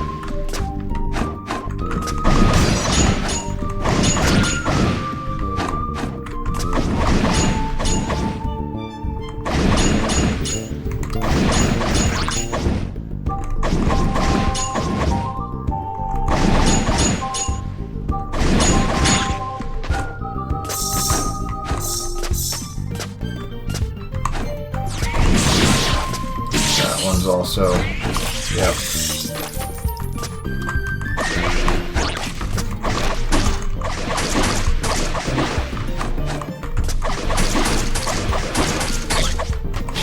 If it was just the one parasite, I would have stayed on fire, but I don't want to waste any more time than I already have. Oh, that one was also... Okay, this is just gonna become a thing now.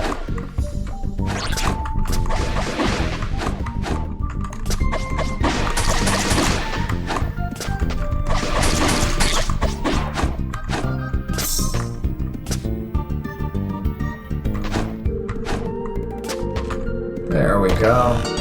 A double jump solves all your problems. You got a mana reliquary. Increases your mana bar. Just directly. I don't need to collect 4 of them or anything. Nope. Max MP plus 7. Alright. That should help us a little bit. Okay, where's our nearest save point? I guess we just climb back up. Can we climb back up? Well, now that we have a double jump, let's see how far we can get. Even with a single jump, that one was possible. Good, good. Let's fast travel to... I want to explore the fire temple next.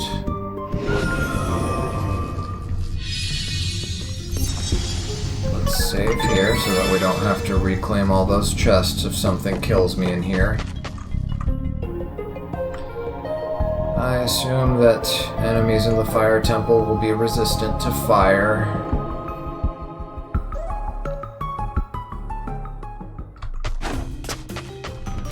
Ow.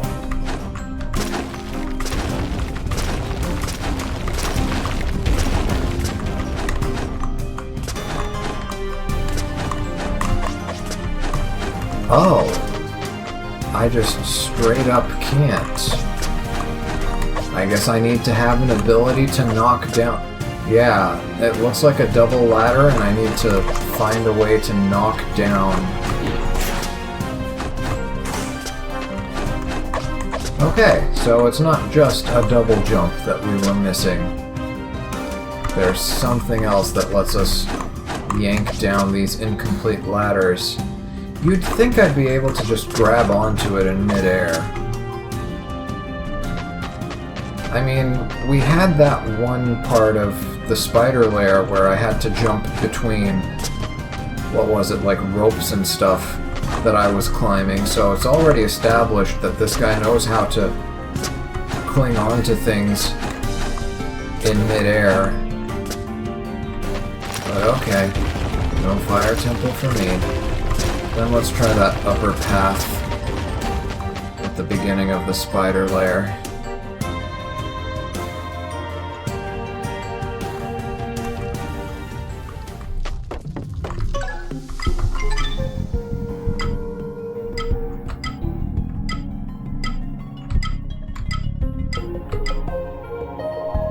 Yeah, over here.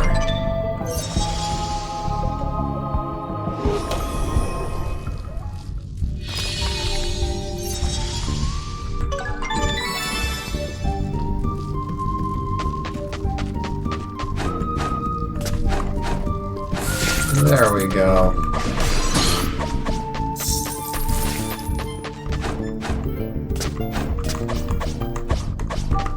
There's probably more soldiers hiding up here.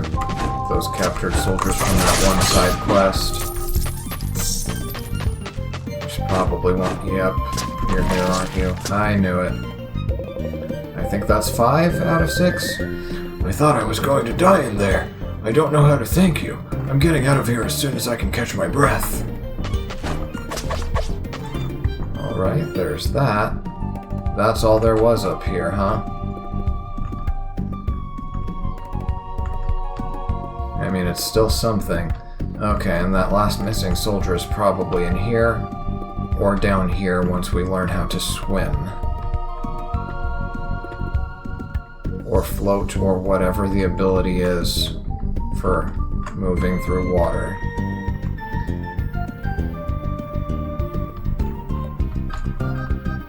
And those are some chests we need to pick up. But that can be dealt with later.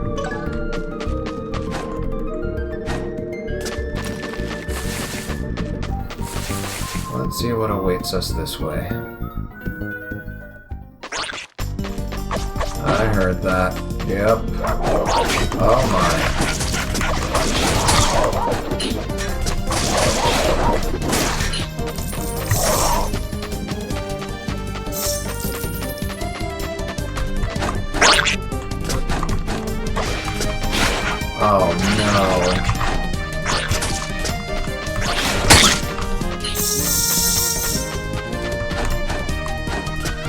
There we go, I could reach it.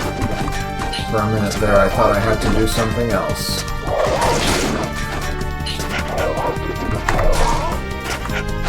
Oh, got one of them. Ah!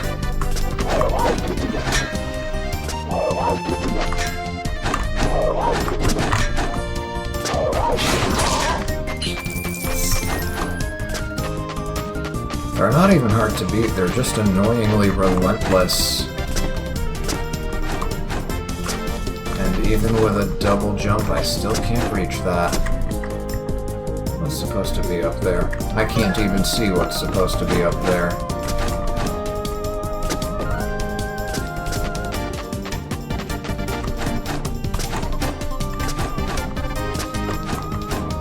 Oh, another one of those spaceship things. Is it noted on the map now? Yes, it is. And also there's a chest up there, apparently. Oh, and a possessed golem, looks like. Oh, speaking of golems.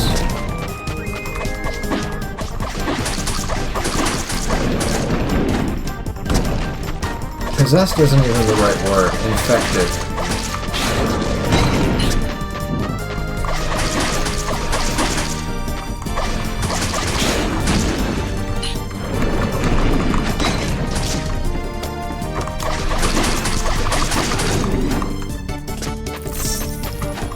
Alright, where are you? Oh, it just flew off. Okay, that's one less fight that I have to deal with.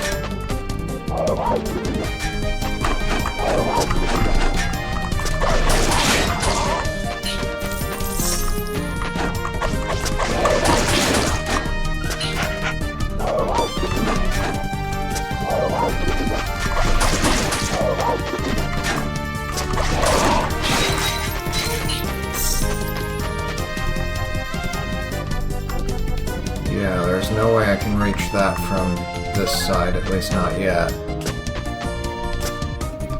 Anything hidden here? Nope. Yeah, this is where we were talking. Oh! Now there's a save point here. Interesting.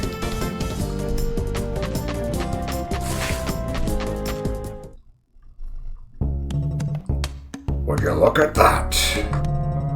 Mr. Soldier has finally decided to grace us with his presence. We're pretty busy dwarves, you know, but, this time I'll turn a blind eye. When I see how my projects turn out, I forget all about it. Oh, elevator. Krath! I guess Krath is just a mute. Leave that, I've already told you the train's tied down enough. Get your things, we're going back to Hafen. Well, what do you think? It's a bit rough and ready, but you can bet your last gold piece that everything we put together is tougher than a Quellic's roots. This should settle our debt with Baloth. You'll be able to travel to the desert now. I'll let you get on. We've got a cannon to build. Let's go, Krath.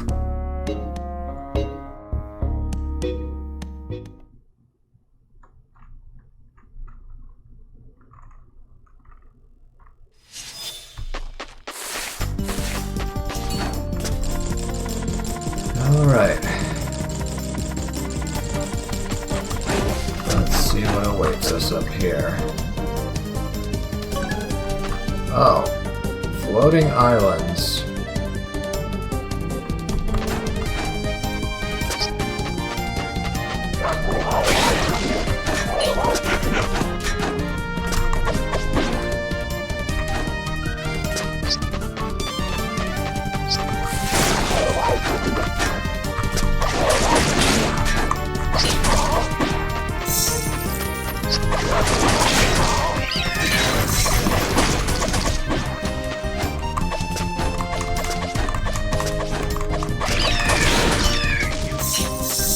Yeah, this is all places we've been to.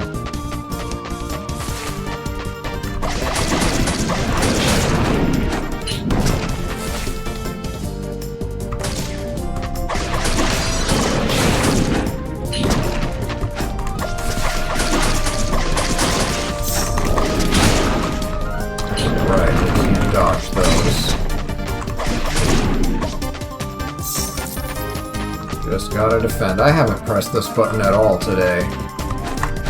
Okay, and now we can climb here. We couldn't do that before. And that's why we were forced towards the east.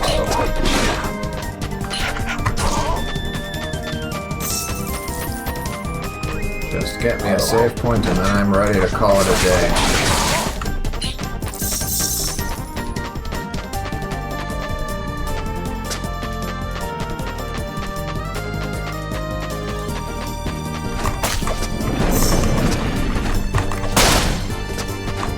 Oh, that was something. Oh, pumpkin golem. Oh.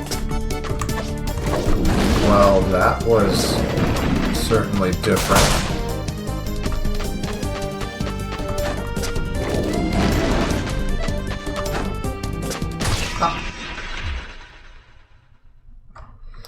Nah, I'm close to my latest save. I'm good. Besides, we want to save that for like a big boss. We haven't encountered any other ones yet.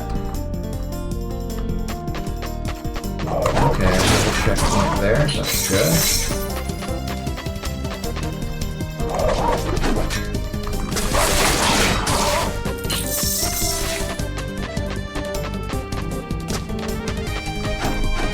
Wait. Okay. Some chests up there. Okay, pumpkin guy, where are you? There you are.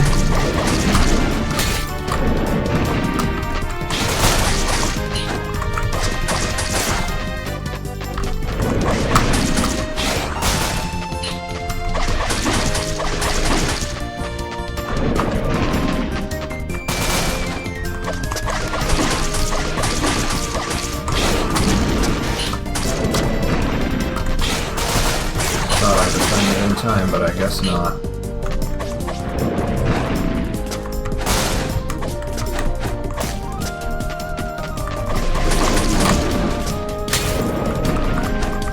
Oh. Pumpkin to the face. Well, pumpkin to the back of the head. What a way to go. Let's try that one more time.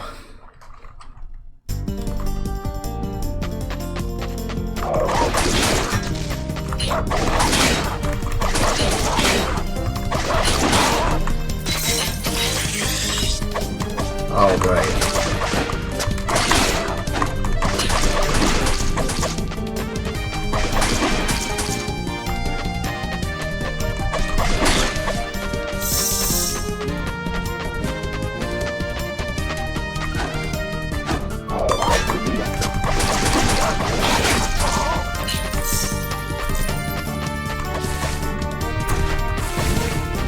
I wonder if that golem is weak to fire. Doesn't hurt to try.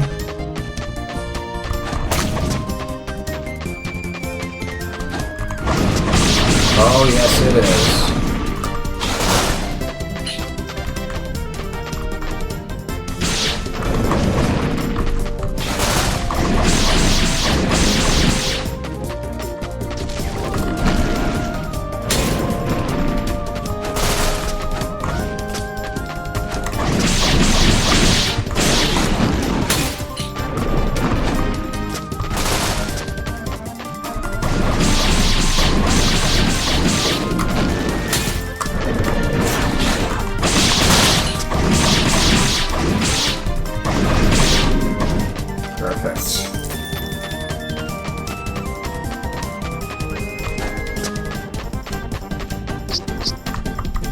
I can't drop down? Man.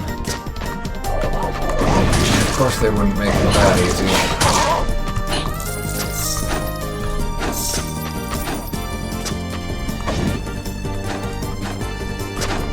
Anything up here within my reach? Nope.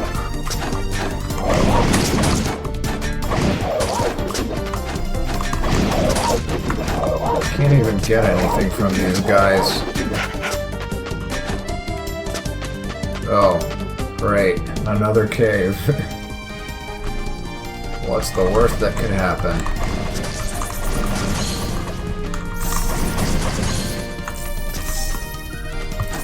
is this like quicksand?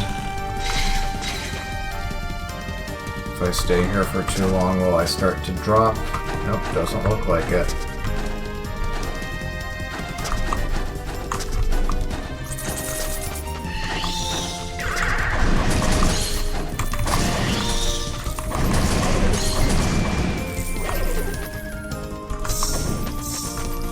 Wow.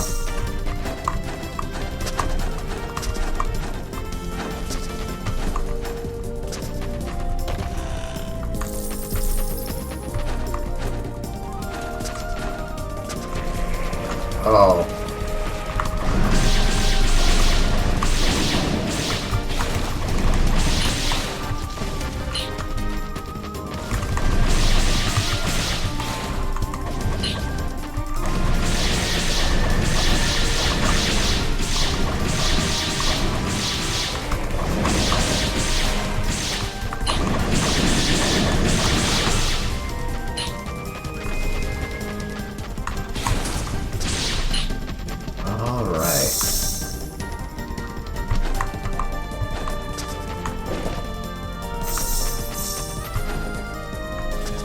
See a bombable wall over there.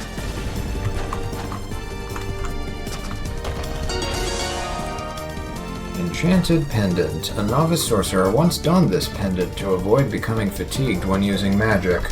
Oh, does it increase my mana recovery rate, maybe? Let's see.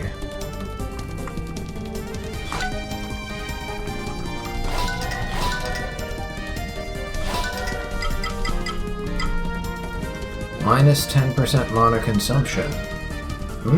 And it increases my max MP by 10. Might not be bad for situations where I want to use my magic a lot.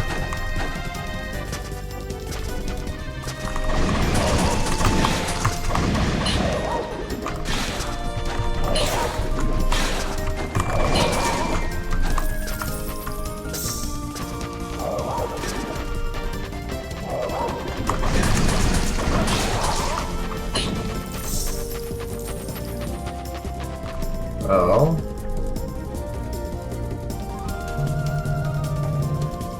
But Captain Adamant, the sand there is far too soft and our armor's very heavy. You lot are starting to look softer than that sand. That's exactly why I asked them to send us here. These are the sort of challenges that make us stronger. Sorry, Captain, I spoke without thinking. All right there, lad. Aren't you a bit far from the Citadel? We're in charge of covering this area. We've been tasked with exploring the Western lands. From the looks of it, we could be close to the person we're looking for. You know, that wizard, king, or whatever he is. You say Brigard sent you? Ah! We've been loitering here far too long! Attention, soldiers! Brigard is counting on us! Last one there goes hungry tonight. Okay, so now we have to pursue them even further.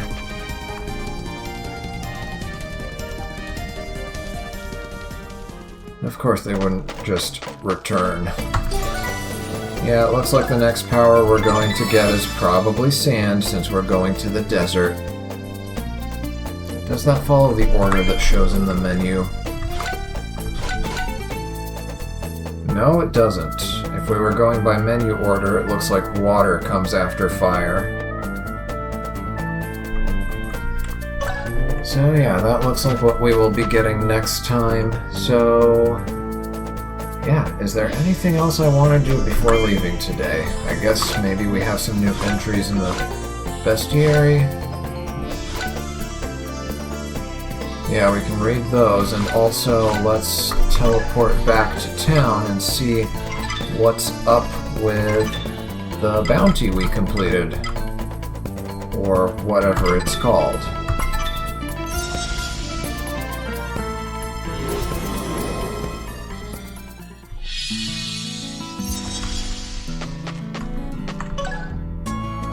I just saved, so we're good. Yeah, there we go, yep. You're back. Was it hard facing someone with 2 eyes? Grouper, are you seriously asking him that? And we got the Hunter's Medal, a trophy awarded to only the very best of hunters, be they man or beast. And a bunch of gold. Alright, and it's even crossed out in the little pixel sprite of the board. Yeah, and we can't redo it. That's low difficulty, by the way. That's difficulty 1 out of 5. I don't know what I was supposed to do, other than just manipulating the AI there. If it was 1-on-1, I don't think it would have been a problem, but 3-on-1 and he just keeps on resummoning his minions? Quite rough for a first bounty. They are called bounties, yeah, it says bounty board right there in the top corner. Can I give him an update?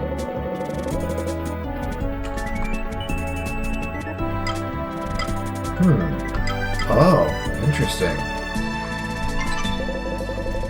For the time being, we shall focus on gathering information. It seems that this entire city has decided to ignore the Valkyrie's request, and many do not believe that the Guardian even exists. But if there's a chance we can make it back to our world, we cannot rule it out yet. I received reports of soldiers suddenly attacking their comrades. Witnesses confirm that the attitude of these soldiers did not seem voluntary. I wonder what is happening to them.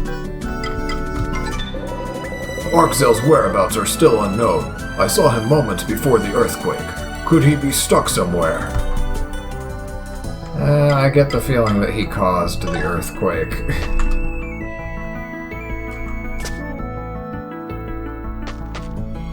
Yeah, I'm suspecting Arxel.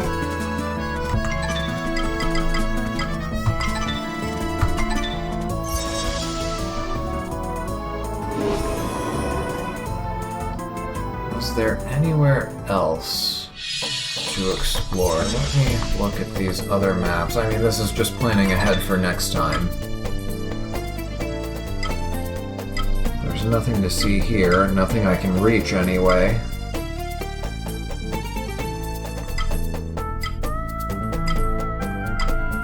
Can't go any further there.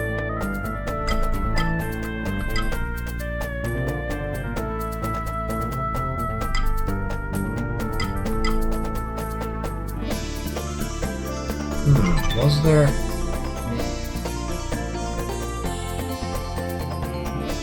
I don't even know if I tried going over here, so that might be a place to check out next time. But yeah, from the looks of it... Oh, and there's another one of those crystal things. We're probably gonna... Okay, wild guess here. What we might have happening is we get the power of sand, and sand can be used to make glass and repair those crystals, maybe, enabling their functions. Just a wild guess. I'm not even that confident that that's how it's going to go down, but I feel like we might be getting a solution to these crystal mechanisms now that we've been seeing so many of them.